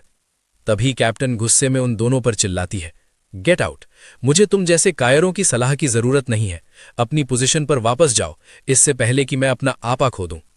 ये कहकर कैप्टन गुस्से में वहां से जाने लगती है। पीछे खड़ा सोल्जर डर के मारे उसे सल्यूट करता है। यस कैप्टन, हम अभी निकलते हैं। हमें उस सोल्जर को दिखाया जाता है जिसे कैप्टन ने लात मारी थी। वो अभी भी जमीन पर बैठा है, अपना पैर पकड़े हुए। वो कैप्टन को गुस्से से देखता है। उसके जाने के बाद अब कहानी शिफ्ट होती है इनसाइड ए मार्ट प्लाजा की तरफ। यहां बाहर की दुनिया से बचकर आए कई रिफ्यूजी ठहरे हुए थे। भीड़ और शोर के बीच एक कोने में बैठा था हमारा प्रोटैगनिस्ट और उसकी बेटी दामी। प्रोटैगनिस्ट मन में गहरी सांस लेते हुए बोलता है, थैंक गुडनेस, कम से कम यहां हम फिलहाल सेफ तो हैं। दामी अपने डैड के पास ही बैठी थी और गौर से उनके चेहरे के निशान देख रही थी। वो हैरानी से कहती है, व्हाट डैड, आप क्या सोच रहे हो? प्रोटैगनिस्ट हल्की मुस्कान के साथ बोलता है, किस्मत अच्छी थी हमारी दामी कि तुम्हारे डैड पकड़े नहीं गए। पर डैड, आप इतनी बेशर्मी से झूठ कैसे बोल सकते हैं? मुझे तो डर के मारे ऐसा लग रहा था जैसे मेरा दिल फट जाएगा। प्रोटैगनिस्ट बोलता है, वो कैप्टन कोई ऐसी वैसी लड़की नहीं है जिसे कोई भी बेवकूफ बना दे, जब तक कि मामला पूरी तरह से मैस न हो जाए। और वो उन लोगों में से तो बिल्कुल नहीं है जो बिना सोचे समझे चाकू या हथियार का इस्तेमाल करें। दामी उसे शक की निगाह से देखती है और बोलती है, क्या आप उसे जानते हैं? प्रोटैगनिस्ट हिचकिचाते हुए बोलता है, नहीं तो बस उसका चेहरा मेरे किसी दोस्त की तरह लगता है। लेकिन प्रोटैगनिस्ट उन पलों को याद करता है जब कैप्टन ने उसकी जान बचाई थी और मुश्किल वक्त में उसका साथ दिया था। ये याद करने के बाद उसके चेहरे पर एक सुकून भरी मुस्कान आ जाती है। दामी अपने डैड को मुस्कुराते हुए देखकर अपनी आंखें सिकोड़ती है और उन्हें टीज करने लगती है। ओहो, मैस शब्द का मतलब पता भी है आपको डैड? मुझे तो ताज्जुब हो रहा है कि आपने ये वर्ड कहां से सीखा। प्रोटैगनिस्ट मजाक में बोलता है, अपनी बेटी से ही सीखा होगा, और कहां से सीख सकता हूं? पर मैंने तो आपको कभी ये सब नहीं सिखाया। प्रोटैगनिस्ट दामी की मासूमियत देखकर उसके चेहरे पर एक फीकी मुस्कान आ जाती है और वो मन ही मन सोचता है, शायद तुम्हें याद नहीं दामी, पर इस टाइमलाइन में नहीं लेकिन उस दूसरी भयानक टाइमलाइन में तुमने ही मुझे ये सब सिखाया था। उस वक्त तुम इतनी छोटी नहीं थी। या सोचते सोचते वो अपनी बातों को थोड़ा जोर से बोल देता है, जो दामी सुन लेती है। वो कंफ्यूज होते हुए कहती है, दूसरी टाइमलाइन? डैड क्या कह रहे हैं? क्या आप सचमुच ऐसा सोचते हैं? प्रोटैगनिस्ट बातें बदलते हुए बोलता है, चलो बातें बहुत हुई, तुम्हें भूख लगी होगी, मैं तुम्हारे लिए कुछ खाने के लिए लाता हूं। पर दामी अभी भी उसी बात को लेकर सो रही होती है। वो कंफ्यूजन होते हुए अपने चिन पर हाथ फेरती है, बालों को सहलाती है। वो उलझन में है, लेकिन उसका ये अंदाज काफी क्यूट लग रहा है। प्रोटैगनिस्ट उसे ध्यान से देखता है। उसके चेहरे पर एक नरम मुस्कान है। दामी अपने बालों को सहलाते हुए कंफ्यूज्ड आवाज में कहती है, डैड आप अजीब बातें कर रहे हैं। प्रोटैगनिस्ट मन में मुस्कुराते हुए बोलता है, वो कितनी क्यूट लगती है जब वो कंफ्यूज्ड होती है। बिल्डिंग के बाहर दामी प्रोटैगनिस्ट के सनग्लासेस अपने हाथ में लेती है और उसकी आंखों में घुरती है। उसके चेहरे पर एक अजीब सी फिक्र है। वो बोलती है, डैड आप प्रॉमिस करो कि आप अपनी आंखें किसी को नहीं दिखाओगे और ना ही कभी मुझे छोड़कर जाओगे। प्रोटैगनिस्ट कुछ पल के लिए शांत हो जाता है। वो बस खामोशी से दामी को देखता रहता है, जैसे उसके मन की उथल पुथल को समझने की कोशिश कर रहा हो। वो हल्की मुस्कान के साथ बोलता है, क्या प्रॉमिस? कैसा प्रॉमिस? तुम बेकार में ही फिक्र कर रही हो। लेकिन दामी जिद करते हुए कहती है, नहीं डैड, मैं सीरियस हूं। आप प्रॉमिस करो कि चाहे कुछ भी हो जाए आप अपनी असली पहचान किसी को नहीं बताओगे। प्रोटैगनिस्ट दामी के मासूम चेहरे को देखता है। वो जानता है कि उसकी बेटी उसकी आंखों के पीछे छुपे सच से डरती है। आखिर में वो लंबी सांस लेता है और बोलता है, ठीक है बाबा, मैं हार मानता हूं। I promise. अब खुश हो? सीन बदलता है। प्रोटैगनिस्ट मॉल के स्टोरेज एरिया में जाता है, जहां खाने पीने की चीजें मिलती है। वो दामी के लिए कुछ फूड और जरूरत का सामान लेने के लिए आया था। एक सोल्जर एक बॉक्स में कुछ खाने पीने की चीजें उसे देता है। सामान लेने के बाद वो वापस आ रहा होता है। तभी रास्ते में एक लड़का उसे रोकता है। वो लड़का नायक के चेहरे को गौर से देखता है। लड़का थोड़ा शक से बोलता है, हे रुकना, आपकी आंखें इतनी लाल क्यों हैं? ये नॉर्मल नहीं लग रही। प्रोटैगनिस्ट हंसते हुए उसे बताता है, इतने धमाकों और धुएं के बीच किसी की भी आंखें लाल हो सकती हैं। बस थोड़ी सी थकान है और कुछ नहीं। उसे समझाने के बाद प्रोटैगनिस्ट आगे बढ़ता है, लेकिन उसके मन में खलबली मच जाती है। वो आसपास मौजूद दूसरे रिफ्यूजियों को देखता है। उसे एहसास होता है कि अगर लोगों को उसकी असली पहचान का पता चला तो सब पागल हो जाएंगे और उसे नुकसान पहुंचाने की कोशिश करेंगे। दामी सही कह रही थी। अगर मेरी असलियत सामने आई तो लोगों का डर उन्हें पागल बना देगा। प्रोटैगनिस्ट हाथ में खाने का बॉक्स लिए भीड़ को पार करता है और उसी जगह पहुंचता है जहां वो दामी को छोड़कर गया था। वो चेहरे पर एक मुस्कान लाने की कोशिश करता है और उसे जोर से पुकारता है, दामी, डैड यहां है, देखो मैं तुम्हारे लिए क्या लाया हूं। लेकिन दामी की तरफ से कोई जवाब नहीं आता। तब प्रोटैगनिस्ट पास जाकर देखता है तो दामी गहरी नींद में सो रही थी। थकान और ज़ॉम्बीज ने उसे बुरी तरह डरा दिया था। नायक राहत की सांस लेता है और झुककर उसे एक कंबल से अच्छे से ढक देता है ताकि उसे ठंड ना लगे। वो हल्की आवाज में बोलता है, सो जाओ बेटी, कम से कम नींद में तो तुम्हें इस नरक का सामना नहीं करना पड़ेगा। प्रोटैगनिस्ट दामी के पास घुटनों के बल बैठे हुए हैं। मॉल की मध्यम रोशनी में उसकी लाल आंखें और भी चमक रही हैं। वो गहरी सोच में डूब जाता है और पिछले कुछ दिनों की घटनाओं को याद करने लगता है। सब कुछ इतनी जल्दी बदल गया। एक हफ्ते पहले उसी दिन से मेरे अंदर ये अजीब सी शक्ति जागृत होने लगी थी। ये शक्ति, ये शरीर, ऐसा लगता है जैसे मैं इसी के लिए पैदा हुआ था। लेकिन एक सवाल मुझे अंदर ही अंदर खाए जा रहा है। ज़ॉम्बीज़ का इस रफ्तार से बढ़ना, ये नॉर्मल नहीं है। सिर्फ एक हफ्ते में सैकड़ों ज़ॉम्बीज़ का दरवाज़ों पर चढ़ाना और म्यूटेटेड ज़ॉम्बीज़ का पैदा होना। मैंने 99 पास्ट लाइफ्स देखे हैं, लेकिन कयामत की ऐसी रफ्तार मैंने पहले कभी महसूस नहीं की। चीज़ें बदल रही हैं। कोई वेरिएबल है जो इस बार खेल बिगाड़ रहा है। प्रोटैगनिस्ट सोती हुई दामी को देखते हुए अपना जबड़ा कस लेता है। वो जानता है कि इस बार की जंग उसके पिछले 99 अनुभवों से कहीं ज्यादा खौफनाक होने वाली है। मैं अंदाजा लगा सकता हूं कि ऐसा क्यों हो रहा है और इस तबाही की रफ्तार के पीछे कौन है। हम मॉल के बाहर का नजारा देखते हैं, जहां सियोल शहर रात के सन्नाटे में डूबा है। आसमान में पूरा चांद चमक रहा है, लेकिन उसकी रोशनी सुकून नहीं बल्कि एक अजीब सी बेचैनी दे रही है। शहर की लाइटें दूर से टिमटिमा रही हैं, जैसे बुझने से पहले आखिरी बार फड़फड़ा रही हों। शहर की ये खामोशी, ये किसी आने वाले तूफान का संकेत है। हम यहां मॉल में छुपकर खुद को सुरक्षित समझ रहे हैं, लेकिन असली प्रेडेटर्स अभी बाहर हैं। हमें शहर की सीमाओं से दूर पहाड़ियों और जंगलों के अंधेरे की ओर धुंध और धुएं के बीच एक खौफनाक आकृति दिखाई देती है। चांद की रोशनी में एक विशाल और घिनौना मॉन्स्टर खड़ा है। उसका रूप देख रूह कांप जाए। उसके शरीर से कई एक्स्ट्रा हाथ निकले हुए हैं जो टेंटिकल्स की तरह हवा में लहरा रहे हैं। सबसे भयानक तो उसकी जीभ है, जो किसी जहरीले जीव की तरह उसके मुंह से बाहर जमीन तक लटक रही है। वो मॉन्स्टर अपनी लाल आंखों से दूर सियोल शहर की ओर देख रहा है, जैसे वो किसी दावत की तैयारी कर रहा हो। तभी कैमरा उसके पीछे पैन करता है, जहां अंधेरे से वैसे ही सैकड़ों म्यूटेटेड मॉन्स्टर्स बाहर निकलते हैं। कोई रेंग रहा है तो कोई अपने कई हाथों के सहारे पेड़ों पर चढ़ा है। वे सभी म्यूटेशन की उस चरम सीमा पर हैं जहां वे अब ज़ॉम्बी नहीं बल्कि किलिंग मशीन्स बन चुके हैं। वो लंबी जुबान वाला मॉन्स्टर उन सभी के सामने आसमान की ओर सिर उठाकर एक रोंगटे खड़े कर देने वाली दहाड़ मारता है। उसकी जुबान किसी कोड़े की तरह हवा में लहराती है। फिर लंबी जुबान वाला मॉन्स्टर अपनी भाषा में बोलता है, सियोल अब हमारा है। जाओ, उस वेरिएबल को ढूंढो और उसका मांस मेरे पास लेकर आओ। तभी अंधेरे से एक गंदी और भद्दी गाली सुनाई देती है। साले कमीनों, बहुत शोर मचा रहे हो। आवाज में इतना दम है कि सारे म्यूटेंट्स एक साथ रुक जाते हैं। सारे ज़ॉम्बीज और वो लीडर मॉन्स्टर चौंक कर उस दिशा में देखते हैं। धुंध के बीच एक शख्स की परछाई दिखाई देती है। वो बिना किसी डर के उनकी तरफ बढ़ता है। ये हमारा हीरो है। उसके चेहरे पर थकान है, लेकिन आंखों में वही जानलेवा चमक। वो उन सैकड़ों मॉन्स्टर्स के सामने अकेला खड़ा है। वो उन ज़ॉम्बीज से बोलता है, क्या देख रहे हो? कभी किसी इंसान को नहीं देखा या अपनी मौत को पहली बार देख रहे हो? प्रेडेटर्स अपने हाथ में पकड़े हुए वेपन को धीरे से जमीन पर रखता है।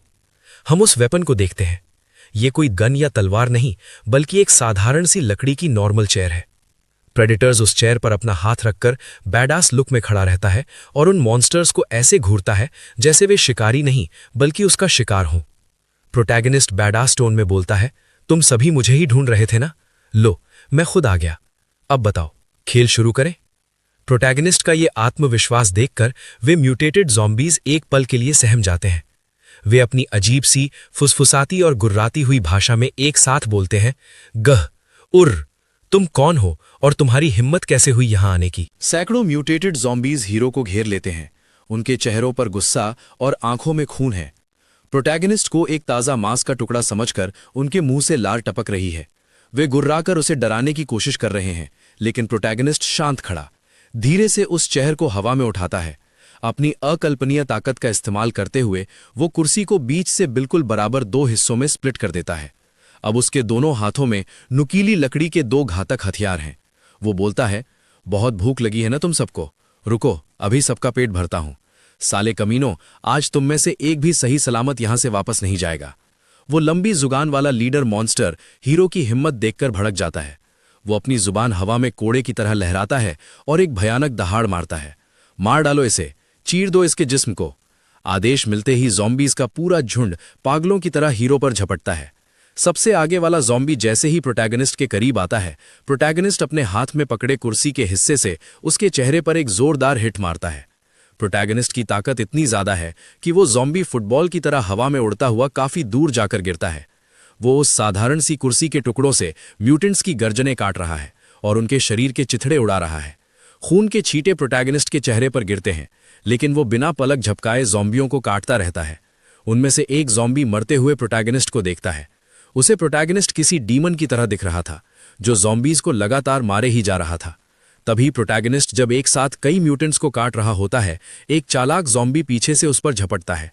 वो प्रोटैगनिस्ट के राइट आर्म पर काट लेता है, और वो सिर्फ काटता ही नहीं, अपनी पूरी ताकत लगाकर नायक के कंधे सहित उसका पूरा बाजू उसके शरीर से उखाड़ देता है। वो दर्द के बीच उस ज़ॉम्बी के शरीर पर एक जोरदार लात मारता है और उसे खुद से दूर करता है। एक हाथ खोने के बाद भी नायक पीछे नहीं हटता। वो अपने बाएं हाथ से कुर्सी के टुकड़े को कसता है और उस ज़ॉम्बी की ओर बढ़ता है जिसने उसका हाथ उखाड़ा था। हम प्रोटैगनिस्ट के कटे हुए कंधे को देखते हैं। वहां खून और मांस के बीच से नई मांसपेशियां और हड्डियां बाहर निकलने लगती हैं। प्रोटैगनिस्ट का पूरा बाजू धीरे धीरे लेकिन तेजी से रिकवर होने लगता है। हाथ पूरी तरह रिकवर होते ही प्रोटैगनिस्ट अपने उसी नए नवेले हाथ में अपनी पूरी ताकत से मुक्का कसता है और फुर्ती से ज़ॉम्बी की ओर बढ़ता है जिसने उसका हाथ उखाड़ा था। प्रोटैगनिस्ट सीधे उसके सर पर प्रहार करता है। उस एक मुक्के के इम्पैक्ट से ज़ॉम्बी का पूरा सर फट जाता है। उस ज़ॉम्बी को मारने के बाद प्रोटैगनिस्ट खड़ा होता है। अब उसके सामने 4 मैसिव साइज के मॉन्स्टर होते हैं। ये पहले वाले म्यूटेंट्स से कहीं ज्यादा बड़े, डरावने और घिनौने हैं। वे बॉम्ब्स जैसे मॉन्स्टर्स लग रहे हैं। वे सभी प्रोटैगनिस्ट को चारों तरफ से घेर लेते हैं और सभी एक साथ अपने भयानक मुंह खोलते हैं और उनसे काला, गाढ़ा और जहरीला गैस बाहर निकलने लगता है। देखते ही देखते पूरा इलाका उस दम घोटू और जहरीले धुएं से भर जाता है। कुछ म्यूटेंट्स जो पहले से ही जख्मी थे, इस धुएं के संपर्क में आते ही तड़प तड़प कर मरने लगते हैं। लेकिन प्रोटैगनिस्ट एक ऊंची जंप मारकर उस स्मोक से बाहर निकल आता है। इस समय वो इन मैसिव मॉन्स्टर से भी ऊपर था। इस समय वो अपने वेपन निकालता है और उन जॉन्डीज को चीरते हुए सीधा जमीन पर लैंड करता है। उसके हाथ में इस बार रियल वेपन्स थे। उसके वेपन्स इतने तेज थे कि वो पलक झपकते ही सैकड़ों म्यूटेंट्स के टुकड़े कर देता है। कटी हुई जॉन्डीज की लाशें चारों तरफ बिखर जाती हैं। उन्हें पार करते हुए प्रोटैगनिस्ट सीधा उनके लीडर के पास जा रहा था, लेकिन वो लीडर अपने सभी हाथों से प्रोटैगनिस्ट को रोकने की कोशिश करता है, पर इसका कोई फायदा नहीं होता। मॉन्स्टर को रिएक्ट करने में थोड़ी देरी हो जाती है और प्रोटैगनिस्ट का लात सीधा उस लीडर के चेहरे पर आकर लगता है और वो जमीन पर गिर जाते हैं। प्रोटैगनिस्ट के एक लात में उसका चेहरा और भी बुरी तरह बिगड़ जाता है। उसका चेहरा पहले तो घिनौना था ही, अब बदतर भी हो गया है। घिन से नायक झट से उसकी गर्दन काट देता है। उसकी हाथों में एक एक एक्स काफी आइकॉनिक लग रहा था। वो उस मरे हुए मॉन्स्टर की ओर ठंडी नजरों से देखता है। वो अपना चेहरा बनाते हुए बोलता है, साला मारते हुए भी कितना घिनौना लग रहा था। इसे तो नरक में भी जगह नहीं मिलेगी। ये भयानक रात खत्म होने के बाद अगली सुबह सीन शिफ्ट होता है सोल ए मार्ट रेफ्यूजी कैंप के अंदर। कैंप के रेफ्यूजी एरिया में दामी अभी भी गहरी नींद में सो रही है। चारों तरफ लोग धीरे धीरे जाग रहे हैं, लेकिन सन्नाटा पसरा हुआ है। दामी की बंद पलकों पर हल्की रोशनी पड़ती है। तभी उसे एक जानी पहचानी और नरम आवाज सुनाई देती है, दामी उठ जाओ बेटा, सुबह हो गई है। दामी अपनी आंखें खोलती है और नींद भरी नजरों से अपने डैड को देखती है।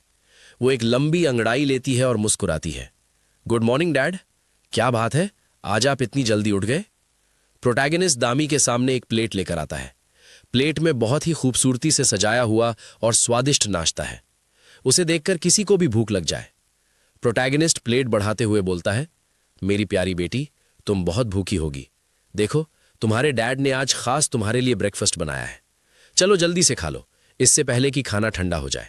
दामी उस प्लेट को और अपने डैड के बदले हुए प्यार भरे व्यवहार को देखकर शॉक्ड हो जाती है।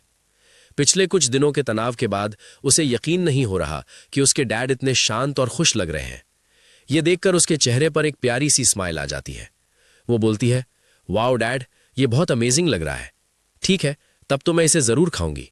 इसके बाद हमें कैप्टन चा हैरी के ऑफिस का सीन दिखाया जाता है, जहां कोई कह रहा होता है, क्या तुम मेरे साथ मजाक कर रहे हो? ऑफिस के अंदर कैप्टन चा हैरी अपने डेस्क से खड़ी होती है।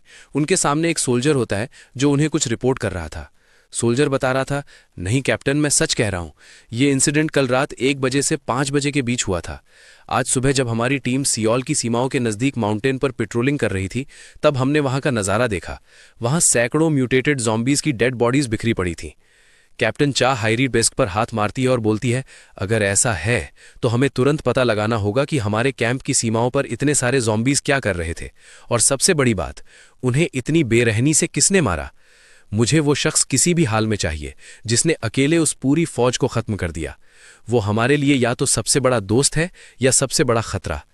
सोल्जर बोलता है, कैप्टन, हैरानी की बात यह है कि वहां किसी भी भारी हथियार के निशान नहीं मिले। ऐसा लगता है जैसे उन्हें किसी ने हाथों से या किसी धारदार चीज से चीर डाला है। ये सुनकर कैप्टन चौंक कर सोल्जर की ओर देखती हैं। वो सोचती हैं, क्या सिर्फ अपने हाथों से, वो भी सिर्फ 4 घंटे के अंदर? आखिर उस जगह पर हुआ क्या था कि सैकड़ों म्यूटेटेड ज़ॉम्बीज़ का नामो निशान मिट गया? तभी कैप्टन को कल रात की बात याद आती है, जब उन्होंने प्रोटैगनिस्ट को अकेले उस बड़े ज़ॉम्बी को हारता देखा था। उन्हें प्रोटैगनिस्ट की वो लाल आंखें और शांत चेहरा याद आता है। उन्हें प्रोटैगनिस्ट पर धीरे धीरे अब शक हो रहा था। कैप्टन चा हायरी बोलती है, सोल्जर, फौरन जाओ और कैंप के सभी रिफ्यूजियों को हॉल में इकट्ठा करो। एक भी शख्स बाहर नहीं रहना चाहिए। सोल्जर चौंकते हुए कहता है, पर कैप्टन, अचानक सबको इकट्ठा क्यों करना है? इस तरह तो लोग डर जाएंगे और वहां भगदड़ मच जाएगी। कैप्टन चा हायरी जोर से बोलता है, जो कहा है वो करो। मुझे उन सभी के चेहरों को गौर से देखना है, खासकर उनके जो कल रात देर से लौटे थे। अगर मेरा शक सही है तो हमारे बीच एक ऐसा वेरिएबल छुपा है जो इस पूरी कयामत का अंत कर सकता है या उसे और भी भयानक बना सकता है। सीन अब हॉल में रिफ्यूजियों की तरफ जाता है, जहां एक आदमी घबराते हुए खिड़की के पास जाता है और बाहर का नजारा देखकर उसकी आंखें फटी की फटी रह जाती हैं। वो हैरानी और राहत के साथ बोलता है, ये तो सच है, उन सड़कों पर चलने वाली ज़ॉम्बी का नामो निशान तक नहीं है। तभी दूसरा आदमी भी दौड़कर खिड़की के पास आता है और अपनी आंखों पर यकीन नहीं कर पाता। क्या वाकई वो सब चले गए? एक लड़की चीखते बोलती है, मैंने सोल्जरों को इस बारे में बात करते हुए सुना था और अब वो आवाजें भी पूरी तरह से बंद हो गई हैं। ये देखकर पूरे हॉल में शोर मच जाता है। लोग एक दूसरे को गले लगाने लगते हैं और खुशी से चिल्लाते हैं, हम बच गए, ज़ॉम्बीज़ खत्म हो गए, अब हम सुरक्षित हैं। पर भीड़ की खुशी के बीच माहौल थोड़ा गंभीर है, जहां प्रोटैगनिस्ट और उसकी बेटी दामी खड़े हैं। दामी अपने डैड से बोलती हैं, डैड, ऐसा लगता है कि ज़ॉम्बीज़ सच में गायब हो गए हैं। पर प्रोटैगनिस्ट बिना कुछ बोले एक पीला वर्कर हेलमेट निकालता है और बहुत ही संजीदगी के साथ दामी के सर पर रख देता है। उसकी आंखों में थोड़ी सी सीरियसनेस है, जैसे कि ज़ॉम्बीज़ यहां पर कभी भी आ सकते हैं। फिर वो बोलता है, ध्यान से सुनो दामी, चाहे कुछ भी हो जाए, बाद में तुम इस हेलमेट को अपने सर से नहीं उतारोगी, समझी? ये सुनकर दामी थोड़ा कंफ्यूज्ड दिखती है, पर अपने डैड के चेहरे की सीरियसनेस देखकर दामी मान जाती है और हेलमेट की स्ट्रैप ठीक करते हुए बोलती है, ठीक है डैड, मैं इसे नहीं उतारूंगी। तभी पीछे से कैप्टन और उसके सैनिकों की टीम आती है। कैप्टन के हाथ में एक लाल रंग का मेगाफोन है, जिसे वो ऊपर उठाते हुए बोलती हैं, सभी लोग मेरी तरफ देखो, मैं यहाँ कुछ जरूरी अनाउंसमेंट करने वाली हूँ, शांत हो जाइए। लेकिन लोग अपनी ही खुशी में इतने डूबे हैं कि कोई भी उनकी बातों पर ध्यान ही नहीं देता। तो कैप्टन जोर से बोलती हैं, मेरी बात ध्यान से सुनो, आज सुबह किसी अनजान वजह से ये कंफर्म हुआ है कि इस पूरे एरिया से ज़ॉम्बीज़ का सफाया हो चुका है। ये सुनकर भीड़ और तेजी से शोर मचाने लगती है। लोग खुशी से पागल हो रहे थे, इसलिए हम यहां से एस्केप करेंगे। कैप्टन के एस्केप शब्द बोलते ही पूरे हॉल में सन्नाटा छा जाता है। लोगों की खुशी गायब हो जाती है और उनके चेहरों पर घबराहट दिखने लगती है। एक बंदा बोलता है, क्या मैंने गलत सुना? तो वहीं पर दूसरा बंदा हैरानी से बोलता है, एस्केप? पर क्यों? जब बाहर एक भी ज़ॉम्बी नहीं है तो हमें भागने की क्या जरूरत है?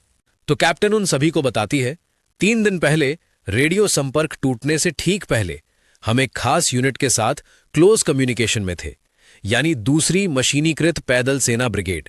माना जा रहा है कि पूरे ग्योंगी इलाके में सिर्फ यही एक ब्रिगेड सुरक्षित बची है। उनके पास अभी भी बटालियन लेवल का आर्मर और एक बड़ी फौज मौजूद है, और सबसे जरूरी बात, वो आप जैसे आम नागरिकों को शेल्टर दे सकते हैं और उनकी हिफाजत कर सकते हैं। पर लोग तो उनके ऊपर ही चिल्लाने लगते हैं और कैप्टन के सामने खड़े होकर बहस कर रहे हैं। तो क्या हम सिर्फ एक रेडियो मैसेज के दम पर इस सुरक्षित जगह को छोड़ रहे हैं? तो उन्हीं में से एक और बंदा कहता है, हाँ, हमें क्या पता कि यह खबर असली है या कोई जाल है। कैप्टन ठंडे दिमाग से लेकिन मजबूत आवाज में जवाब देती है, आपको इस बारे में फिक्र करने की जरूरत नहीं है। मैं उस तरफ बैठे इंसान को किसी भी और शख्स से बेहतर जानती हूं। उनका कोड नेम ब्लू हॉक है। अगर वो वही इंसान है जिसकी मैं बात कर रही हूं, तो आप उस पर आंख बंद करके भरोसा कर सकते हैं। यह सुनकर लोग और भी ज्यादा भड़क जाते हैं। उन्हें कैप्टन का भरोसा एक पागलपन की तरह लग रहा था। वो सभी चीखते हुए बोलते हैं, क्या भरोसा? खाक भरोसा करेंगे हम। आप चाहती हैं कि हम उस मैसेज पर यकीन करके भागे जो 3 दिन पहले ही बंद हो चुका है? ये तो सीधे सीधे खुदकुशी है। लोग कैप्टन की तरफ उंगली उठाकर उसे धमकाने लगते हैं। कैप्टन भी पीछे हटने को तैयार नहीं है। वो मेगाफोन में चिल्लाते हुए बोलती है, हमें जाना ही होगा। अगर ज़ॉम्बीज़ यहां वापस आ गए तो हम में से कोई भी नहीं बचेगा। पर एक ओल्ड मैन जिद के साथ कहता है, नहीं, बिल्कुल नहीं। ऐसा भी तो हो सकता है कि वो कभी वापस आए ही नहीं। तभी भीड़ में से एक लड़का आगे आता है और बहुत ही कड़वाहट के साथ कैप्टन की काबिलियत पर शक करता है।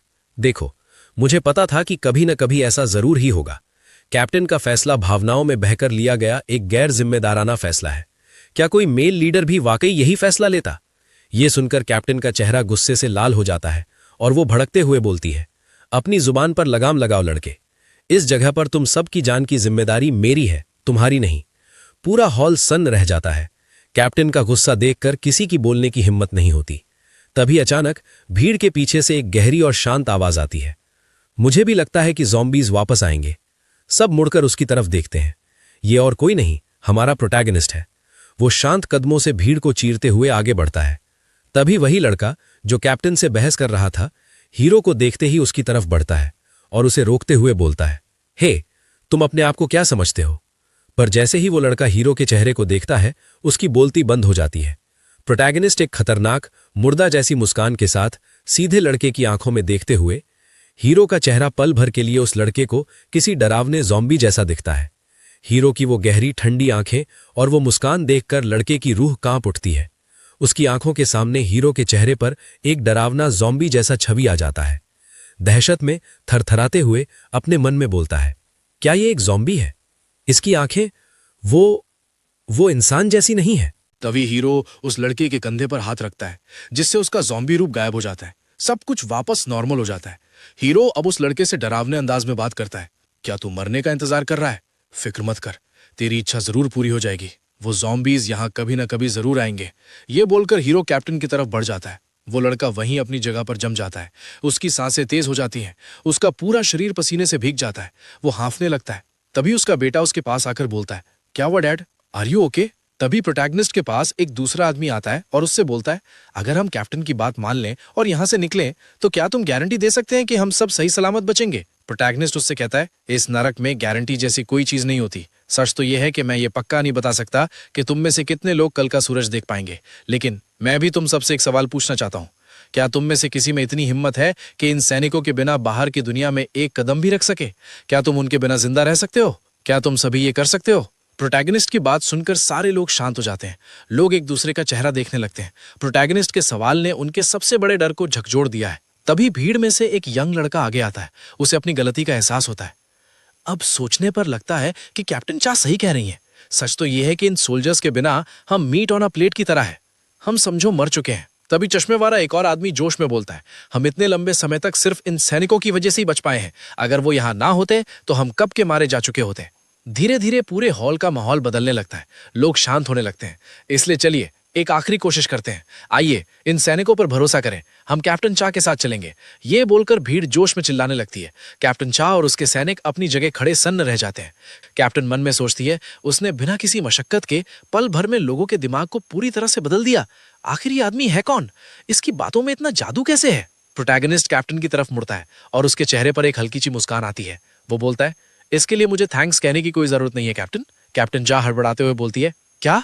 पर मैंने कब कहा कि मैं थैंक यू बोल रही हूँ? प्रोटैगनिस्ट हमें बताता है, इन प्रतिकूल परिस्थितियों में दूसरों को कैसे समझाना है और अपनी जान कैसे बचानी है, ये सब मैंने बहुत पहले ही सीख लिया था। मैं इस तरह के हालातों का काफी पुराना खिलाड़ी हूँ। प्रोटैगनिस्ट अपनी हथेली कैप्टन की तरफ बढ़ाता है। उसके हाथ को देखकर एक अजीब सी सुरक्षा और शक्ति का एहसास होता है। प्रोटैगनिस्ट बोलता है, फिक्र मत करो, ये सब मैं सिर्फ तुम्हारे लिए नहीं कर रहा, ये मेरी बेटी और मेरी सुरक्षा के लिए भी है। अगर आप जैसी खूबसूरत कैप्टन हमारे साथ है तो हम इस मिशन को निश्चित रूप से कामयाब बना लेंगे। कैप्टन चा प्रोटैगनिस्ट की बातों को सुनकर मनी मन उलझ जाती है। वो उसकी तरफ एक अजीब नजरों से देखती है। मुझे ये बंदा समझ ही नहीं आता। कभी ये इतना टेरिफाइंग हो जाता है कि रूह कांप जाए, तो कभी इतना कोमल। खैर इसे छोड़ो, अब भावनाओं का नहीं एक्शन का वक्त है। कैप्टन चा अपना मेगाफोन उठाती है और उसकी आवाज पूरे बेस में गूंज उठती है। उसकी आंखों में एक नई चमक और दृढ़ निश्चय है। वो बोलती है, अब से हमारा एस्केप अभियान शुरू होता है। मैं चा हैरी वादा करती हूं कि मैं निश्चित रूप से आप सभी को सही सलामत बचा लूंगी। सीन शिफ्ट होता है। कुछ देर बाद रिफ्यूजियों और सैनिकों का एक लंबा काफिला मॉल से बाहर निकलता है। सड़कों का नजारा दिल दहला देने वाला था। काफिला निकल चुका था। सड़कों पर गाड़ियों के कंकाल और तबाही के निशान गवाही दे रहे थे कि दुनिया कितनी बदल चुकी है। हर तरफ सन्नाटा था, लेकिन यह सन्नाटा डरावना था। बस के अंदर दामी अन्य रिफ्यूजियों के साथ बैठी है। वो खिड़की से बाहर की उजड़ी हुई दुनिया को देख रही है। उसके चेहरे पर उदासी और डर साफ दिख रहा है। वो सोच रही थी, क्या हम वाकई सुरक्षित जगह पहुंच पाएंगे? क्या ये सब पहले जैसा होगा? काफिले के सबसे आगे वाले मिलिट्री व्हीकल में कैप्टन चा खड़ी है। वो सतर्क है और चारों तरफ नजर रख रही है। उसके सैनिक मुस्तैद हैं और अपनी गन थामे हैं। काफिला अपनी पूरी रफ्तार में है। रास्ते में हमें स्योनयूडो और योईडो के जर्जर साइन बोर्ड्स दिखाई देते हैं। ड्राइवर उस बोर्ड को देखकर अपनी सीट पर थोड़ा असहज महसूस करने लगता है और खिड़की के बाहर के मंजर को देखते हुए बोलता है, ये जगह अब बहुत बदल गई है कैप्टन, कुछ भी पहले जैसा नहीं लग रहा। कैप्टन चा सख्ती से बोलती है, अपनी ड्राइविंग पर ध्यान दो, हमें यहां रुकना नहीं है।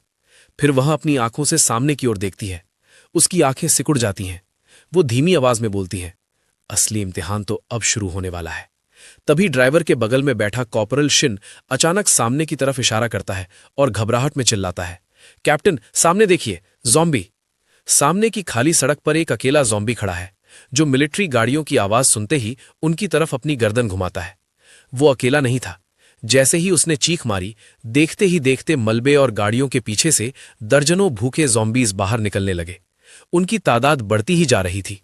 कैप्टन चा बिना वक्त गवाए अपने वॉकी टॉकी पर कमांड देती है, सभी जवान पोजीशन ले, ऑपरेशन शुरू करो। टीम सी नागरिकों को लेकर दाईं ओर मुड़ेगी, हम बाईं ओर जाकर उन ज़ॉम्बीज को रोकेंगे। कैप्टन के आदेश पर गाड़ियां तेजी से अलग अलग दिशाओं में मुड़ती हैं। पूरा काफिला एक सोची समझी स्ट्रैटेजी के तहत काम कर रहा है। कैप्टन चा ट्रक की छत पर खड़ी होकर निर्देश देती है। एक, ज़ॉम्बीज की सुनने की क्षमता उनकी आंखों से कहीं ज्यादा तेज होती है। अगर हमें बचना है तो उनके कान के पर्दों को बेकार करना होगा। सैनिक अपनी गाड़ियों से दर्जनों खाली केन और लोहे के डिब्बे ज़ॉम्बीज की तरफ फेंक देते हैं। जैसे ही डिब्बे सड़क पर गिरते हैं, ज़ॉम्बीज उस शोर से पूरी तरह बौखला जाते हैं। उनकी भीड़ रिफ्यूजियों को छोड़कर उस आवाज की तरफ भागने लगती है। उनमें से एक सोल्जर कहता है, सफलतापूर्वक, वो हमारे साउंड ट्रैप में फंस गए हैं और इस तरफ आ रहे हैं। कैप्टन चा अलर्ट रहते हुए बोलती है, रफ्तार कम मत करना, कीप योर डिस्टेंस, ताकि वो हमारे करीब न पहुंच सके। लेकिन तभी ज़ॉम्बीज की तादाद अचानक बढ़ने लगती है। हजारों ज़ॉम्बीज हर गली से निकलकर उनकी गाड़ी की तरफ दौड़ने लगते हैं। दूसरा सोल्जर घबराते हुए बोलता है, बट कैप्टन, ज़ॉम्बीज की संख्या बहुत ज्यादा बढ़ गई है। वो हमारी रफ्तार की बराबरी कर रहे हैं। वो बहुत जल्द हमें पकड़ लेंगे। ज़ॉम्बीज की तादाद बढ़ता देख कैप्टन चा थोड़ी टेंशन में आ जाती है। वो तेजी से कुछ सोचने की कोशिश करती है और एक बड़ा फैसला लेती है। अगर ऐसा ही चलता रहा तो हम सब मीट ऑन अ प्लेट बन जाएंगे। हमें कोई बड़ा रिस्क लेना होगा। फिर वो ड्राइवर को बोलती है, गाड़ी को सेओंगसन ब्रिज की तरफ लेकर चलो। गाड़ी तेजी से टूटे हुए सेओंगसन ब्रिज की तरफ बढ़ता है। हमें ऊपर से ब्रिज का भयानक मंजर दिखाया जाता है, जो बीच में से पूरी तरह तबाह हो चुका था। मिलिट्री व्हीकल टूटे हुए सेओंगसन ब्रिज की तरफ तेजी से बढ़ रहा है। ज़ॉम्बीज की भीड़ उनके बिल्कुल पीछे है। कैप्टन बोलती है, बस थोड़ा सा, बस थोड़ा और। चाहे परिस्थिति जो भी हो, वे इंसानों पर हमला करते हैं। आज हम ये देखेंगे कि क्या ये शैतान अपनी इस हंगर की वजह से अपनी बुद्धि खो बैठते हैं या नहीं। गाड़ी ब्रिज के टूटे हुए हिस्से के बिल्कुल नजदीक पहुंचता है। खतरा सर पर है। तभी कैप्टन चिल्लाकर बोलता है, हाँ, अब गाड़ी को घुमाओ। आवाज सुनते ही ड्राइवर गाड़ी को एक जोरदार ड्रिफ्ट मारते हुए पुल के दूसरे साइड की तरफ घुमाता है। ज़ॉम्बीज की भीड़ अपनी रफ्तार की वजह से सीधे टूटे हुए किनारे से नीचे गिरने लगती है। पानी में उनके गिरने की आवाजें गूंजती हैं। उनकी ट्रिक काम कर रही थी। ज़ॉम्बीज की अंधी हंगर ने उन्हें सीधे टूटे हुए किनारे से नीचे धकेल दिया था। सफलता बस मुट्ठी में थी। तभी ज़ॉम्बीज की भीड़ के बीच से एक अजीब सी आवाज आती है। एक अजीब म्यूटेंट ज़ॉम्बी बाहर निकलता है। वो दूसरों से अलग और बहुत ही चालाक लग रहा था। वो उनकी चालबाजी को समझ गया था। वो म्यूटेंट ज़ॉम्बी अपनी असाधारण ताकत और रफ्तार का इस्तेमाल करके ज़ॉम्बीज के बीच में चला जाता है। वो बाकी ज़ॉम्बीज को अपने हाथों में उठा उठाकर मिलिट्री गाड़ियों की तरफ फेंकने लगता है। कॉर्पोरल शिन बोलता है, वो क्या कर रहा है? कैप्टन कहती है, ये एक म्यूटेटेड क्लास है। फेंके गए ज़ॉम्बीज मिलिट्री गाड़ियों के शीशों और छतों पर टकराते हैं। गाड़ियां अनबैलेंस हो जाती हैं और एक दूसरे से टकराकर बंद पड़ जाती हैं। उनकी सोची समझी स्ट्रैटेजी उसी म्यूटेंट ज़ॉम्बी ने उनके खिलाफ इस्तेमाल कर ली थी। गाड़ियां अब बैंड हो चुकी थीं। ब्रिज पर अब सन्नाटा था, सिर्फ गुर्राने की आवाजें आ रही हैं। ज़ॉम्बीज की भीड़ अब धीरे धीरे रुकी हुई गाड़ियों की तरफ बढ़ने लगती है और उनके ठीक पीछे वो चालाक म्यूटेंट ज़ॉम्बी अपनी सड़ी गली शक्ल के साथ आ रहा था। कॉर्पोरल शिन कांपती हुई आवाज बोलते हैं, कैप्टन, ये आम ज़ॉम्बीज नहीं है। वो म्यूटेंट ज़ॉम्बी, वो हमारी स्ट्रैटेजी समझ रहा है। उसने हमारा पिछला हिस्सा इनसिक्योर कर दिया है। We are trapped. कैप्टन चा अपनी गन लोड करते हुए कहती है, हिम्मत मत हारो। अगर आज हम मरे तो वो सारे रिफ्यूजी भी मारे जाएंगे, इसलिए हम यहां नहीं मर सकते। पर ज़ॉम्बीज़ उनकी तरफ धीरे धीरे बढ़ रहे थे। तभी मौत के सन्नाटे को चीरती हुई एक ऐसी आवाज आई जिसने ज़ॉम्बीज़ की चीखों को भी दबा दिया। ये रियू मिन सियोक था। वो एक पुराने मिलिट्री रोड रोलर पर सवार होकर काल की तरह बढ़ रहा था। प्रोटैगनिस्ट केबिन से बाहर देखते हुए बोलता है, हे मॉन्स्टर्स, क्या तुम्हें लगता है कि तुम इंसानों का शिकार करोगे? आज मैं तुम्हें कुचलकर इस सड़क का हिस्सा बना दूंगा, क्योंकि ये कोई मामूली गाड़ी नहीं, this is a road roller. हजारों टन का दबाव। जैसे ही लोहे का भारी पहिया ज़ॉम्बीज़ के ऊपर चढ़ा, चारों तरफ सिर्फ हड्डियों के टूटने की क्रंचिंग आवाजें आने लगीं। म्यूटेंट ज़ॉम्बी ने रास्ता रोकने की कोशिश की, पर मिन सियोक ने उसे सीधे ब्रिज की रेलिंग तोड़कर पानी में गिरा दिया। प्रोटैगनिस्ट नीचे गिरते ज़ॉम्बीज़ को देखकर बोला, गॉश, पानी में जाकर अपनी प्यास बुझाओ सालो, तुम्हारी जगह इस दुनिया में नहीं, नर्क में है। दूसरी तरफ रिफ्यूजी अभी भी अपने रास्ते की तरफ जा रहे थे, पर बस के अंदर बैठी दामी के मन में हलचल मची थी। वो अपने डैड से बेहद गुस्सा थी। वो बोल रही थी, डैड हमेशा ऐसा ही करते हैं, अपनी जान जोखिम में डालते हैं।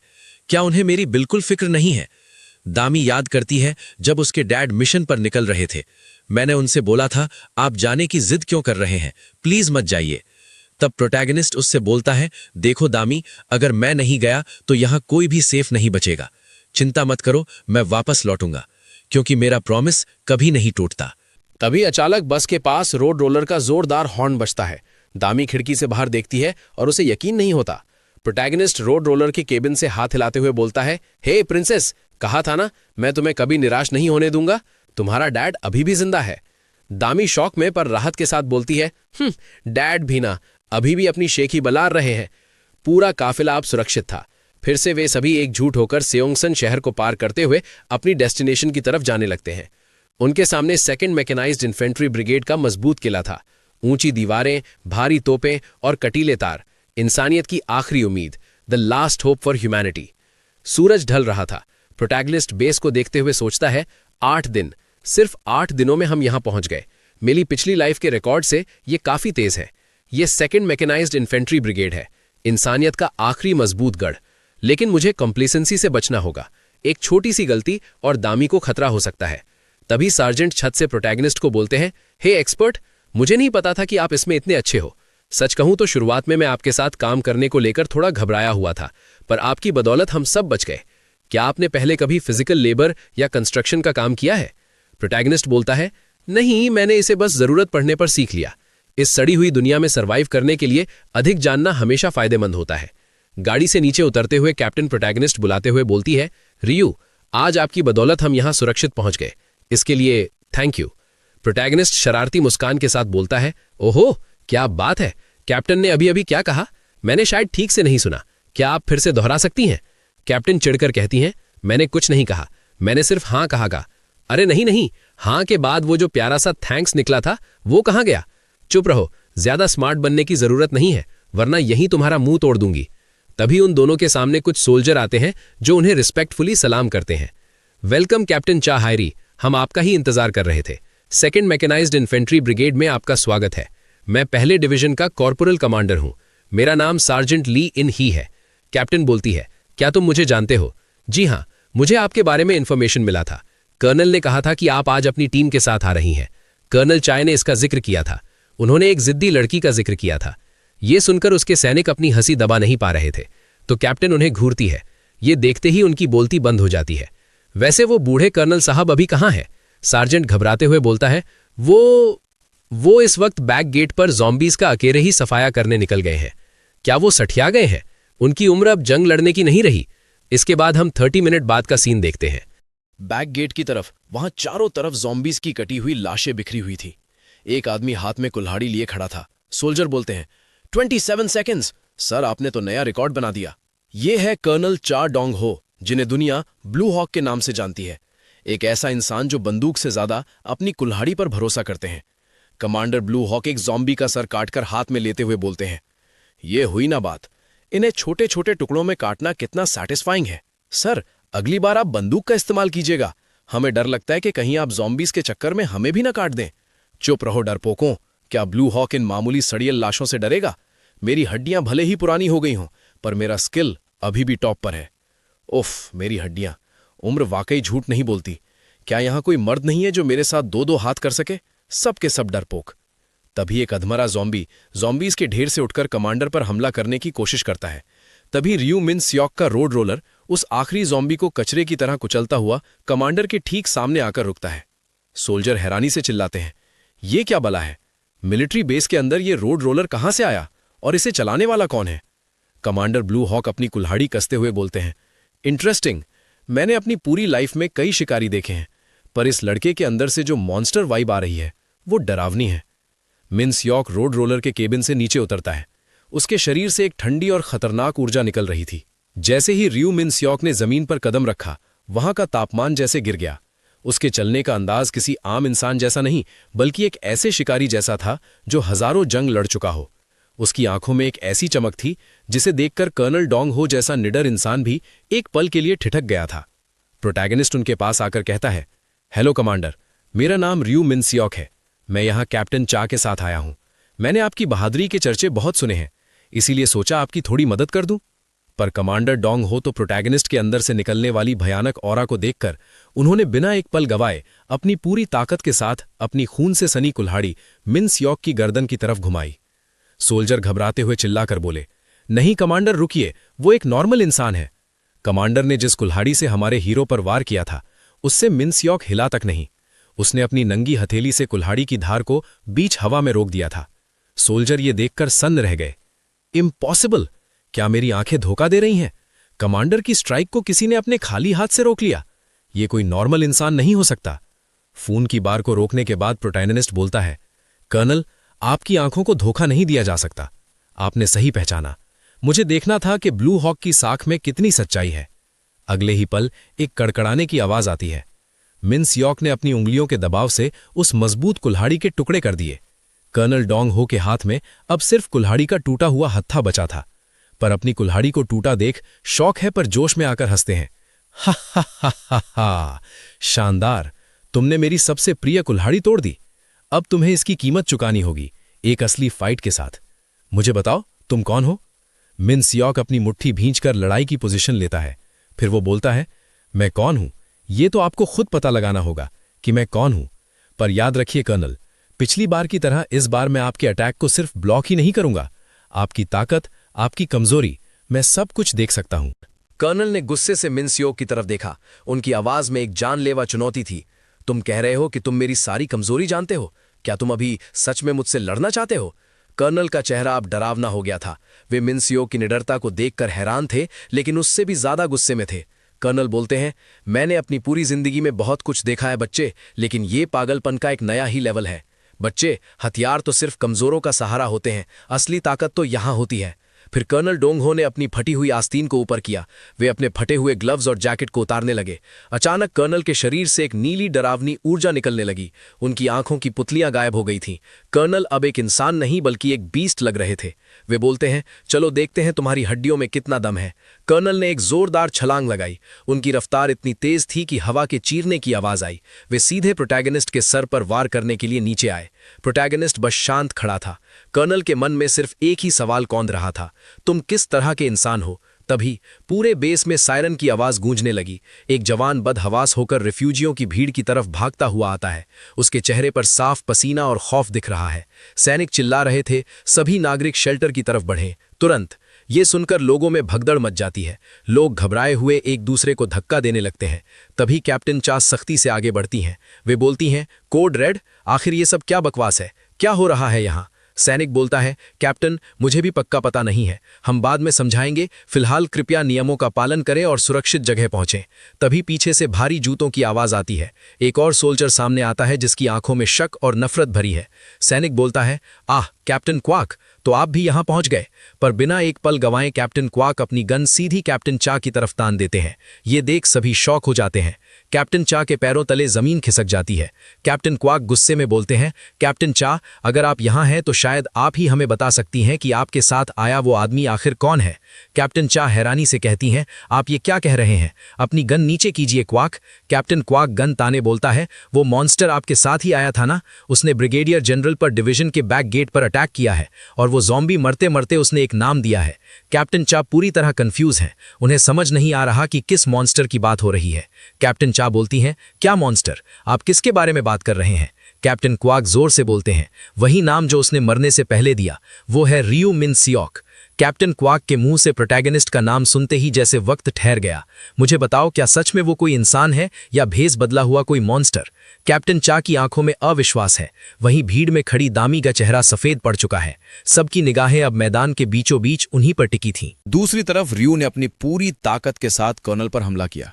कर्नल तो बच गए, लेकिन उस मुक्के का शॉकवेव इतना खतरनाक था कि उनके पीछे की मजबूत कंक्रीट की दीवार खिलौने की तरह बिखर गई। ये देखकर कर्नल डोंग हो के पसीने छूट गए। उन्होंने गुस्से में चिल्लाते हुए रियू पर अपनी लात से एक जोरदार राउंड हाउस किक मारी। तुम अभी भी अपनी असलियत छुपा रहे हो? लेकिन रियू हिला तक नहीं। उसने सिर्फ अपने दोनों हाथ से कर्नल की उस भारी किक को बीच हवा में ही ब्लॉक कर दिया। अगले ही पल रियू वहां से गायब हो गया। रियू सीधा कर्नल के ऊपर से एक भारी मुक्के के साथ नीचे आया। हवा का दबाव इतना था कि जमीन फटने को तैयार थी, लेकिन कर्नल डोंग हो एक पुराने मंझे हुए शिकारी हैं। उन्होंने खतरे को समय रहते सेंस कर लिया और एक झटके में पीछे की ओर छलांग लगा दी। रियू का मुक्का कर्नल के चेहरे से बस कुछ ही इंच की दूरी से गुजरा। कर्नल के होश उड़ चुके थे। उन्हें यकीन हो गया कि यह लड़का मौत का दूसरा नाम है। रियू का ध्यान भटकते ही कर्नल को वो एक मौका मिल गया जिसकी उन्हें तलाश थी। कर्नल का एक जोरदार मुक्का सीधा रियू के चेहरे पर जाकर लगा। मुक्के की ताकत इतनी थी कि रियू जमीन पर घसीटता हुआ कई फीट पीछे चला गया। धूल के बीच से कर्नल तेजी से आगे बढ़े और उन्होंने रियू का कॉलर दबोच लिया। कर्नल की आंखों में गुस्सा और डिसबिलीफ दोनों था। कर्नल गुस्से से बोलते हैं, तुम मजाक कर रहे हो, है ना? इतना बड़ा धमाका, पर फिर भी तुमने खुद को रोका हुआ था। क्या तुम मुझ पर नरमी बरत रहे हो? रियू का सर झुका हुआ था। उसने बहुत ही शांत लेकिन ऐसी आवाज में जवाब दिया, हाँ, जिससे कर्नल की रूह कांप गई। रियू ने अपनी आंखें ऊपर की। उसकी आंखों में एक ऐसी लाल चमक थी जो किसी इंसान की नहीं हो सकती थी। कर्नल हैरान होकर बोलते हैं, ये क्या था, तुम छोटे बदमाश? रियू ने कर्नल की आंखों में सीधे झांका। उसके चेहरे पर कोई शिकन नहीं थी, सिर्फ एक डरावनी सच्चाई थी। उसने बोला, क्योंकि कर्नल, अगर मैं अपनी पूरी ताकत लगा दूं तो शायद मैं आपको जान से मार दूंगा कर्नल। यह सुनकर कर्नल के मुंह से एक शब्द भी नहीं निकल रहा था। वे बस रियू की आंखों में झांकते रह गए। उन्हें समझ आ गया कि यह लड़का कोई इंसान नहीं बल्कि मॉन्स्टर है। फिर वो मन में बोलते हैं, वो सही कह रहा है। जिस वक्त से हम दोनों फाइट कर रहे हैं, इसके चेहरे पर कोई शिकन तक नहीं, और मेरे शरीर के अंदर हर एक सेल मुझसे चीख चीख कर कह रहा है कि यह बंदा एक अलग ही लेवल पर है। इसके सामने तो मेरा कोई मैच ही नहीं है। तब कर्नल चिल्लाते हुए कहते हैं, तुम क्या मजाक कर रहे हो? सच बताओ, तुम्हें मुझसे क्या चाहिए? रियू ने कर्नल की आंखों में सीधे झांका। उसके चेहरे पर कोई शिकन नहीं थी, सिर्फ एक डरावनी सच्चाई थी। उसने बोला, प्रोटेक्शन, हमें हमारी सुरक्षा चाहिए। यह सुनकर कर्नल की हंसी फूट पड़ी। वे पागलों की तरह हंसने लगे। यह हंसी खुशी की नहीं बल्कि उस सदमे की थी जो उन्हें अभी अभी लगा था। फिर कर्नल बोलते हैं, अजीब बात है, तुम्हारे जैसा ताकतवर इंसान सुरक्षा मांग रहा है। तुम्हारे जैसे सनकी को सुरक्षा की क्या जरूरत है? तुम तो मौत को भी मात दे सकते हो। रियू मिन सियोक बोला, नहीं कर्नल, मुझे अपने लिए सुरक्षा नहीं चाहिए। ये मैं नहीं हूं, वो रियू दामी है, मेरी बेटी। मैं उसके लिए मदद मांग रहा हूं। कर्नल, कृपया मेरी बेटी और उन लोगों को अनुमति दें जो हमारे साथ यहां आए हैं। उन्हें इस ब्रिगेड में रहने की जगह दीजिए। अगले ही पल वो शख्स जिससे पूरे ज़ॉम्बीज डरते थे, जिसने कर्नल की कुल्हाड़ी तिनके की तरह तोड़ दी थी, वो उनके सामने घुटनों के बल बैठ गया। कर्नल के चेहरे से हंसी गायब हो गई और वहां सिर्फ हैरानी बची थी। रियू ने कर्नल की तरफ देखा। उसकी आंखें लाल चमक रही थीं, लेकिन इस बार गुस्से से नहीं बल्कि एक पिता के दृढ़ संकल्प से। अगर आप हमें यहां रहने देंगे तो आप जो कहेंगे मैं वो करूंगा। आपके लिए हर संभव काम करने को तैयार हूं। रियू के उस आत्मसमर्पण वाले फैसले के बाद सब कुछ बदल चुका था। अब वो और उसके साथ आए लोग सेकंड ब्रिगेड के मजबूत किले के अंदर तो थे, लेकिन क्या वो सच में सुरक्षित थे? रात गहरा चुकी थी। पूरा मिलिट्री बेस एक अजीब सी खामोशी में डूबा हुआ था, लेकिन इस सन्नाटे के पीछे एक ऐसा तूफान पनप रहा था जो किसी ज़ॉम्बी हमले से भी ज्यादा खतरनाक था। बेस के अंदर सभी रिफ्यूजीज को एक बड़े हॉल में इकट्ठा किया गया था, जिसे मिलिट्री की भाषा में सिविलियन होल्डिंग एरिया कहा जाता है। यहां का माहौल किसी शवशान जैसा ठंडा था। हर चेहरा डरा हुआ था और हर दिमाग में सिर्फ एक ही नाम गूंज रहा था। आखिर वो मॉन्स्टर कौन था? तभी खामोशी टूटती है। लोग आपस में फुसफुसाने लगते हैं। एक शख्स बोलता है, तुमने भी सुना था ना, कैप्टन क्वाक ने क्या कहा था? दूसरा बोलता है, हाँ, उसने साफ साफ उसे मॉन्स्टर कहा था और मरते हुए ज़ॉम्बी ने भी उसी का नाम लिया था। बस इतना ही काफी था। शक की आग पूरे हॉल में फैलने लगी। कल तक जो रियू उनका मसीहा था, आज वही उनकी नजरों में खटक रहा था। तो तीसरा शख्स कहता है, मुझे तो पहले ही शक था। सुपरमार्केट में भी वो बहुत ही अजीब बिहेव कर रहा था, जैसे उसे पहले से सब पता हो। चौथा बोलता है, सही कहा, उसकी आंखें, उसकी वो नजर, सब कुछ बहुत क्रीपी था। तभी एक ऐसी लाइन बोली जाती है जो माहौल में दहशत भर देती है। एक आदमी गंभीर आवाज में बोलता है, सोचो, ज़ॉम्बीज़ की आंखें भी तो लाल ही होती है ना, और उसकी आंखों में भी वही चमक थी। ये सुनते ही हॉल में सन्नाटा छा गया। लोग कांपते हुए एक दूसरे को देखने लगे। भीड़ में से एक महिला बोलती है, क्या वो सचमुच एक ज़ॉम्बी है? क्या हम एक मॉन्स्टर के साथ यहां बंद है? हॉल के बाहर उन लोगों से दूर रियू मिन सियोक अकेला खड़ा था। विडंबना तो देखो, जिन लोगों की हिफाजत के लिए उसने अपनी आज़ादी दाव पर लगा दी, वही लोग आज उसके वजूद पर सवाल उठा रहे थे। रियू को भारी रस्सियों और मोटी लोहे की जंजीरों से जकड़ा हुआ कोठरी में दिखाया जाता है। रियू खामोश था। उसके दिमाग में सिर्फ कर्नल डोंग हो के वो सख्त शब्द गूंज रहे थे। तुम बहुत खतरनाक हो रियू, मैं तुम पर भरोसा कैसे करूं? रियू बोलता है, अगर भरोसा नहीं है कर्नल, तो मुझे एकांत कारावास में डाल दो। मैं साबित कर दूंगा कि मैं कोई खतरा नहीं हूं। आज वो उसी काल कोठरी में था, एक मसीहा नहीं बल्कि एक कैदी बनकर। अचानक कोठरी के बाहर हल्की सी हलचल हुई। रियू का हर एक सेल चौकन्ना हो गया। उसने जैसे ही मुड़कर सलाखों के पार देखा, उसके चेहरे के कठोर भाव पिघल गए। वहां दामी खड़ी थी। उसने बोला, डैड, आप ठीक तो हैं? दामी की आवाज में एक ऐसी मासूमियत थी जिसने उस ठंडी कोठरी में गर्मी भर दी। रियू सलाखों के पास घिसटता हुआ आया। जंजीरों के शोर ने उसे याद दिलाया कि वो बंधा हुआ है। दामी, तुम यहां क्या कर रही हो? यहां आना खतरनाक है। दामी मुस्कुराई, ऐसी मुस्कान जो सिर्फ एक बेटी अपने पिता को दे सकती है। अलर्ट खत्म होने के बाद सोल्जर्स ने मुझे बाहर आने दिया। शेल्टर के अंदर बहुत घुटन थी डैड। रियू की आंखों में आंसू भर आए। वो बुदबुदाया, आई एम सॉरी दामी, मैंने वादा किया था कि मैं दोबारा इस हिंसा की दुनिया में नहीं लौटूंगा। मैंने वो वादा तोड़ दिया। मेरी वजह से तुम्हें ये सब देखना पड़ रहा है। तुम्हें मुझ पर कितनी निराशा हो रही होगी ना। रियू अभी अपनी बात पूरी भी नहीं कर पाया था कि सलाखों के बीच से एक नन्हा हाथ आया और उसके सर पर एक हल्की सी टपली मारी। डैड, चुप रहिए। दामी की आवाज अब दृढ़ थी। अगर आप वो सब नहीं करते तो आज हम में से कोई भी जिंदा नहीं होता। चाहे दुनिया आपको राक्षस कहे, मॉन्स्टर कहे, मुझे आप पर भरोसा है। आप मेरे डैड हैं और आपने सबको बचाया है, इसलिए अपना सिर हमेशा ऊंचा रखिए। फिर दामी ने अपनी कलाई पर घड़ी देखी। ओह, 10 बजने वाले हैं। मुझे हाजिरी के लिए जाना होगा, वरना मुसीबत हो जाएगी। Good night dad.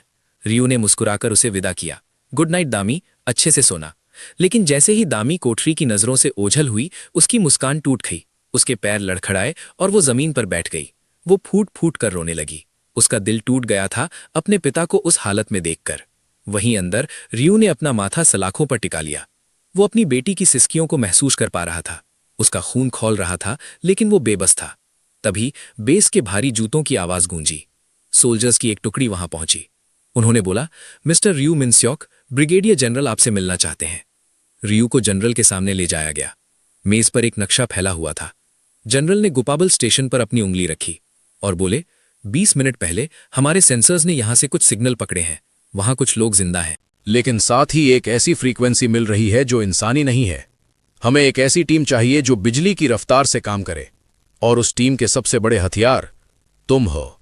रियू की आंखों में झांकते हुए बोले, तुमने कहा था ना कि तुम अपनी बेटी के लिए कुछ भी कर सकते हो, तो क्या आप खुद को साबित करने का साहस है?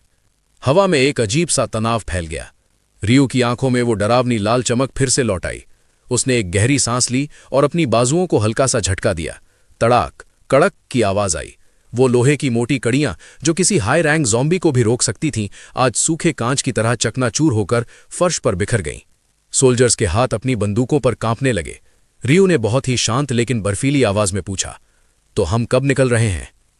ये सुनकर कर्नल डोंग हो के चेहरे पर एक शैतानी मुस्कान आ गई। खेल अब शुरू हुआ था। बाहर रात का सन्नाटा है। पूरा शहर एक खंडहर बन चुका है। ऊंची इमारतें अब सिर्फ मलबे का ढेर है और सड़कों पर सिर्फ तबाही का मंजर है। इसी तबाही के बीच हमें गुपाबल स्टेशन को दिखाया जाता है।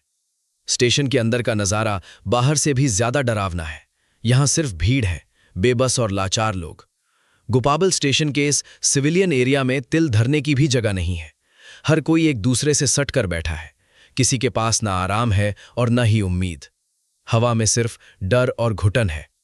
तभी उस भारी खामोशी को एक बच्चे की चीख तोड़ देती है। मम्मी, पापा! ये नन्हा दायुन है, एक छोटा सा बच्चा जिसे शायद अभी ये भी नहीं पता कि दुनिया का अंत आ चुका है। उसे सिर्फ अपने माता पिता और सुरक्षा का एहसास चाहिए। उसकी आवाज पूरे स्टेशन में गूंजती है, जिससे वहां का तनाव और बढ़ जाता है। दायुन की रोने की आवाज वहां बैठे थके हुए लोगों के सब्र का बांध तोड़ देती है। एक ब्लैक कैप वाला आदमी गुस्से में बुदबुदाता है, उफ, कितना शोर करने वाला बच्चा है।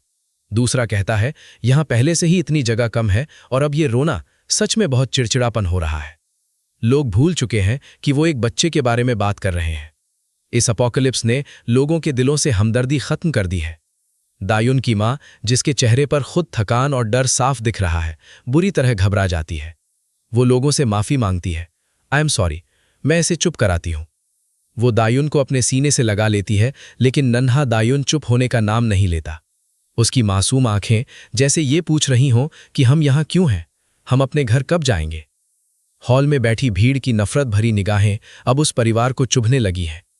तभी माहौल अचानक बदल जाता है। स्टेशन की बत्तियां टिमटिमाती हैं और अंधेरा गहराने लगता है। दायुन की मां को कुछ महसूस होता है। वो ऊपर की तरफ देखती है, जहां छत की भारी लोहे की बीम और लटकते हुए तारों के बीच सिर्फ सन्नाटा होना चाहिए था। लेकिन दायुन की नजरें कहीं और हैं।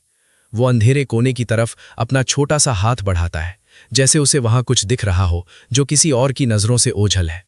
तभी अंधेरे के बीच दो आंखें चमकती हैं, एक डरावनी नीली मुस्कान जो धीरे धीरे चेहरे पर फैल रही है, और फिर वो असली रूप सामने आता है। एक डरावना चेहरा जिसकी एक आंख खून की तरह लाल चमक रही है और नुकीले दांतों के पीछे छिपा है मौत का खेल। ये कोई साधारण ज़ॉम्बी नहीं है, ये वो अजीब फ्रीक्वेंसी है जिसका जिक्र ब्रिगेडियर जनरल ने किया था। ये वो शिकारी है जो गुपाबल स्टेशन के अंदर तक घुस चुका है। दूसरी तरफ सड़कों पर बिखरी हुई मौत की गंध। गुपाबल स्टेशन अब वो जगह नहीं रही जहां कभी लोगों की भीड़ हुआ करती थी। अब यहां सिर्फ खौफ का राज है। सड़कों पर ज़ॉम्बीज़ का झुंड धीरे धीरे रेंग रहा है। अचानक एक डरावना ज़ॉम्बी स्क्रीन के एकदम करीब आता है। तभी एक भारी मिलिट्री व्हीकल तेज रफ्तार से आता है और उस ज़ॉम्बी को कुचलते हुए आगे निकल जाता है। धूल और ज़ॉम्बीज़ के टुकड़े सड़क पर गिरते हैं। लेकिन इस खौफनाक सन्नाटे को चीरते हुए आगे बढ़ रहा था कर्नल डोंग हो का लोहे का किला। गाड़ी के अंदर कर्नल डोंग हो के चेहरे पर एक शैतानी मुस्कान है। प्रोटैगनिस्ट बगल में शांत बैठा है। कर्नल डोंग हो बोलते हैं, देखा मिन्स्योक, मैंने कहा था ना, मेरी ये कार किसी रोड रोलर से भी ज्यादा मजबूत है। इन सड़े हुए ज़ॉम्बीज़ की हड्डियां तो पापड़ की तरह चटक रही हैं। रियू बोलता है, रोड रोलर्स ताकतवर जरूर होते हैं कर्नल, लेकिन उनमें वो मोबिलिटी नहीं होती जिसकी हमें अभी जरूरत है। कर्नल डोंग हो हंसते हुए बोलते हैं, बोरिंग बातें मत करो बच्चे, इस मिशन में सिर्फ एक ही चीज मायने रखती है और वो है स्पीड, क्योंकि यहां हमारा सामना सिर्फ इन ज़ॉम्बीज़ से नहीं। कर्नल अपनी उंगलियों से दो का इशारा करते हैं। उनका चेहरा अब गंभीर हो चुका है। यहां दो ऐसी चीजें हैं जो अनप्रिडिक्टेबल हैं, यानी जिनके बारे में हम अंदाजा भी नहीं लगा सकते। पहली मुश्किल है द केव इन। स्टेशन का मेन एंट्री पॉइंट और सबवे ट्रैक्स पूरी तरह मलबे में दब चुके हैं। वहां से घुसना मतलब अपनी कब्र खुद खोदना है। रास्ता पूरी तरह ब्लॉक हो चुका है। और दूसरी मुश्किल है दैट थिंग। हमारे सेंसर्स बता रहे हैं कि उस मलबे के नीचे सर्वाइवर्स के साथ कोई अनआइडेंटिफाइड क्रीचर फंसा हुआ है, एक ऐसा जीव जिसे हमने पहले कभी नहीं देखा। कर्नल अपनी उंगली से टैबलेट की स्क्रीन पर एक रहस्यमयी फ्रीक्वेंसी की तरफ इशारा करते हैं। इसका मतलब है हमारे पास बर्बाद करने के लिए 1 सेकंड भी नहीं है। अगर हम देर से पहुंचे तो बचाने के लिए कोई बचेगा ही नहीं। रियू टैबलेट को ध्यान से देखता है। वह स्थिति की गंभीरता को समझकर बोलता है, तो अब हमारा प्लान क्या है? टैबलेट की स्क्रीन पर स्टेशन का वेंटिलेशन शाफ्ट हमें दिखाया जाता है। कर्नल डोंग हो बताते हैं, गुपाबल स्टेशन का वेंटिलेशन शाफ्ट काफी चौड़ा है और खबर मिली है कि वो अभी भी इस्तेमाल के लायक है। हम सीधे वहीं से अंदर घुसेंगे। हमें एक छोटा ग्राफिक मैप दिखाया जाता है जहां कर्नल और रियू वेंट के जरिए नीचे जा रहे हैं और नीचे सर्वाइवर्स का झुंड फंसा हुआ है। प्लान साफ था, वेंट के रास्ते अंदर घुसना और जितनी जल्दी हो सके सर्वाइवर्स को बाहर निकालना है। यही आज का मिशन था। लेकिन वे जिस नर्क की ओर बढ़ रहे थे उसका अंदाजा किसी को नहीं था। सीन अब गुपाबल स्टेशन की तरफ जाता है, जहां स्टेशन के बाहर मिलिट्री अपनी तैयारी कर रही थी। लेकिन स्टेशन के उस ठंडे और अंधेरे गहरे तहखाने में वक्त जैसे थम गया था। वहां फंसे लोगों के लिए हर एक पल किसी सदियों पुराने इंतजार जैसा था। दयुन की मम्मी और अन्य लोग हवा में जालों से उल्टे लटकी हुई थीं। उनकी आंखों में बेबसी और आंसू हैं। वो मन में सोचती हैं, मैं यहाँ ऐसे क्यों हूँ? आखिर ये सब क्या हो रहा है? कोई मुझे बचाओ। अचानक एक झटका लगता है और उनका पैर उन जालों से फिसलने लगता है। वो पूरी तरह डर जाती है और चिल्लाते हुए दयून का नाम लेती है। दयून, कहाँ हो तुम? कोई है यहाँ? तड़ाक की आवाज के साथ जाला टूटता है और वो धड़ाम से जमीन पर गिरती है। दयून की मॉम गिरते ही उठने की कोशिश करती है। वो अपने आसपास का नजारा देखती है, जहां और भी लोग जालों में लिपटे हुए किसी लाश की तरह लटके हैं। वो घबराई हुई दयून का नाम लेती है। बेटा, क्या तुम ठीक हो? एक और आदमी जो ऊपर जालों में फंसा है, वो बेबसी में अपना हाथ हिलाने की कोशिश करता है। अरे ओ लड़की, मेरी बात सुन, मुझे यहां से नीचे उतारो, इससे पहले कि वो मॉन्स्टर आ जाए। चलो जल्दी करो। पर वो रोते हुए कहती है, मेरा बेटा कहाँ है? क्या किसी ने मेरे दयून को देखा है? वो आदमी फिर से चिल्लाता है। उसकी आवाज में अब गुस्सा और डर दोनों है।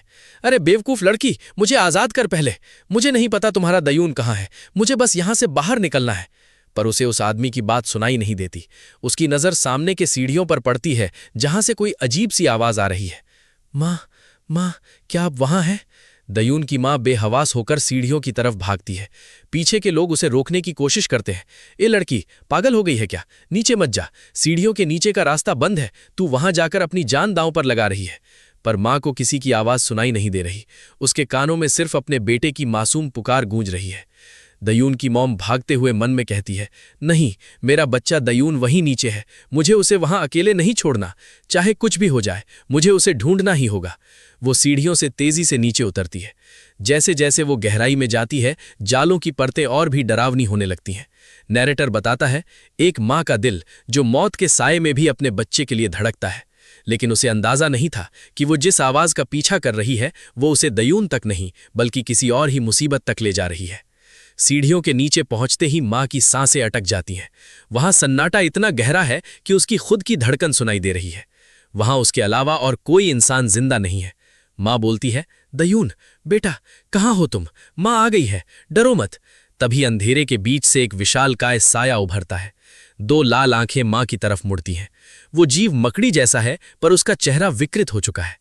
अपना नाम सुनते ही उस खौफनाक मॉन्स्टर ने अपना सिर घुमाया। माँ की चीख गले में ही दब जाती है। वो मॉन्स्टर कोई और नहीं, उसका अपना बेटा दयून है। उसके खूनी पंजों में एक आदमी की लाश है, जिसे उसने बेरहमी से मार दिया है। दयून की मॉम कहती हैं, नहीं दयून, ये तुम हो, मेरा बच्चा, ये क्या हो गया तुम्हें? दयून अपनी माँ की तरफ देखता है। उसकी आंखों से खून के साथ साथ आंसू बह रहे हैं। वो अपनी माँ को पहचान तो रहा है, लेकिन अब वो इंसान नहीं रहा। दयून रोती हुई कटी फटी आवाज में बोलता है, माँ, मुझे दर्द हो रहा है। माँ का दिल टुकड़े टुकड़े हो जाता है। वो अपने ही बेटे को एक बेबस शिकारी और एक मॉन्स्टर के रूप में देख रही है। पूरे स्टेशन में सिर्फ उन दोनों की सिसकियां गूंज रही है। नैरेटर बोलता है, विडंबना तो देखो, जिस बच्चे को वो बचाने आई थी, वही अब इस स्टेशन का सबसे बड़ा काल बन चुका था। माँ की आंखों से लगातार आंसू बह रहे हैं, लेकिन अपने बेटे को देखकर उनके चेहरे पर एक अजीब सी दर्दनाक मुस्कान आ जाती है। दयून बोलता है, माँ, मुझे बहुत भूख लगी है। मॉन्स्टर दयून अपना विशालकाय खूनी पंजा धीरे धीरे अपनी माँ की तरफ बढ़ाता है। माँ, क्या मैं तुम्हें खा सकता हूँ? माँ बिना हिले दुले किसी भूत की तरह बस उसे देख रही हैं। उनके चेहरे पर न डर है न विरोध, सिर्फ एक अजीब सी मुस्कान है। दयून उन्हें खाने के लिए अपना डरावना और विशाल मुंह खोलता है। उसके नुकीले दांतों से लार टपक रही है। वो अपनी माँ को अपने हाथों से जकड़कर अपने चेहरे के एकदम करीब ले आता है। मौत उसके सामने मुंह बाएं खड़ी थी, लेकिन माँ की आंखों में कोई हलचल नहीं थी। दयून का विशाल मुंह उसकी माँ के चेहरे के बिल्कुल करीब है। माँ की आंखों में कोई डर नहीं है, बस एक गहरी खामोशी है। तभी अचानक एक कान फाड़ देने वाला धमाका होता है। पूरे गुपाबल स्टेशन की दीवारें टूटने लगती हैं। आग की एक भयंकर लहर अंधेरे को चीर देती है। आग की लपटें हर तरफ फैल रही हैं। वो मकड़ी जैसा मॉन्स्टर दयून आग की चपेट में आने लगता है। उसकी चीखें पूरे स्टेशन में गूंज उठती हैं। माँ, बचाओ, मुझे जलन हो रही है। दयून का विशाल शरीर आग में घिर चुका है। माँ धूल और मलबे के बीच से अपने बेटे को तड़पता हुआ देख रही हैं। उनके चेहरे पर अभी भी वही हैरानी वाले भाव हैं। आग के दूसरी तरफ से रियू मिन सियोक और कर्नल डोंग हो उस मॉन्स्टर को देखते हैं। कर्नल बोलते हैं, हमने अपनी तरफ से हर मुमकिन कोशिश की, लेकिन हम एक भी इंसान को नहीं बचा पाए। आग को फैलता देख रियू अपना कदम बढ़ाता है। उसकी नजरें उस मॉन्स्टर पर टिकी थीं। उसकी तरफ बढ़ते हुए रियू मिन सियोक बोलता है, संक्षेप में कहूं तो इंसानी तरीकों से इस मुसीबत का सामना करना अब नामुमकिन है। ये बोलकर रियू आग के बीच खड़ा हो जाता है। उसका पूरा शरीर जलने लगता है। उसकी आंखों में वो डरावनी लाल चमक फिर से लौट आती है। उसका ऑरा स्टेशन की आग से भी ज्यादा खतरनाक लगने लगता है। नैरेटर बोलता है, जब इंसानियत हार जाती है तब एक असली मॉन्स्टर को जागना पड़ता है। रियू की पुतलियां पूरी तरह गायब हो चुकी हैं। वो अब एक मॉन्स्टर में तब्दील हो चुका है। रियू मिन सियोक बोलता है, अब मेरी बारी है। तो दोस्तों, गुपाबल स्टेशन अब एक शमशान बन चुका है, जहां एक तरफ एक मां ने अपने ही बेटे को मॉन्स्टर बनते देखा, वहीं दूसरी तरफ रियू मिन सियोक ने अपनी इंसानियत की बेड़ियां तोड़ दी हैं। अब सवाल ये है कि क्या रियू का ये बीस्ट मोड उस खौफनाक स्पाइडर मॉन्स्टर को रोक पाएगा? क्या दयून के अंदर अभी भी कोई इंसान बाकी है, या रियू को उसे हमेशा के लिए खत्म करना होगा? अगले एपिसोड में हम देखेंगे रियू मिन सियोक और उस खूंखार मॉन्स्टर के बीच की वो रूह कांप देने वाली फाइट, जो शायद इस पूरी सीरीज की सबसे खतरनाक लड़ाई होने वाली है। साथ ही हम रियू की उस रहस्यमयी ट्रेट का असली सच जानेंगे। तो तैयार रहिए अगले धमाकेदार एपिसोड के लिए। अगर आपको आज की ये कहानी और रियू का ये अंदाज पसंद आया तो वीडियो को लाइक करना और कमेंट में बताना कि आपको क्या लगता है, क्या रियू अपनी बेटी दामी के पास वापस लौट पाएगा? मैं मिलता हूं आपसे बहुत जल्द कहानी के अगले और भी खतरनाक हिस्से के साथ। तब तक के लिए अपना ख्याल रखें।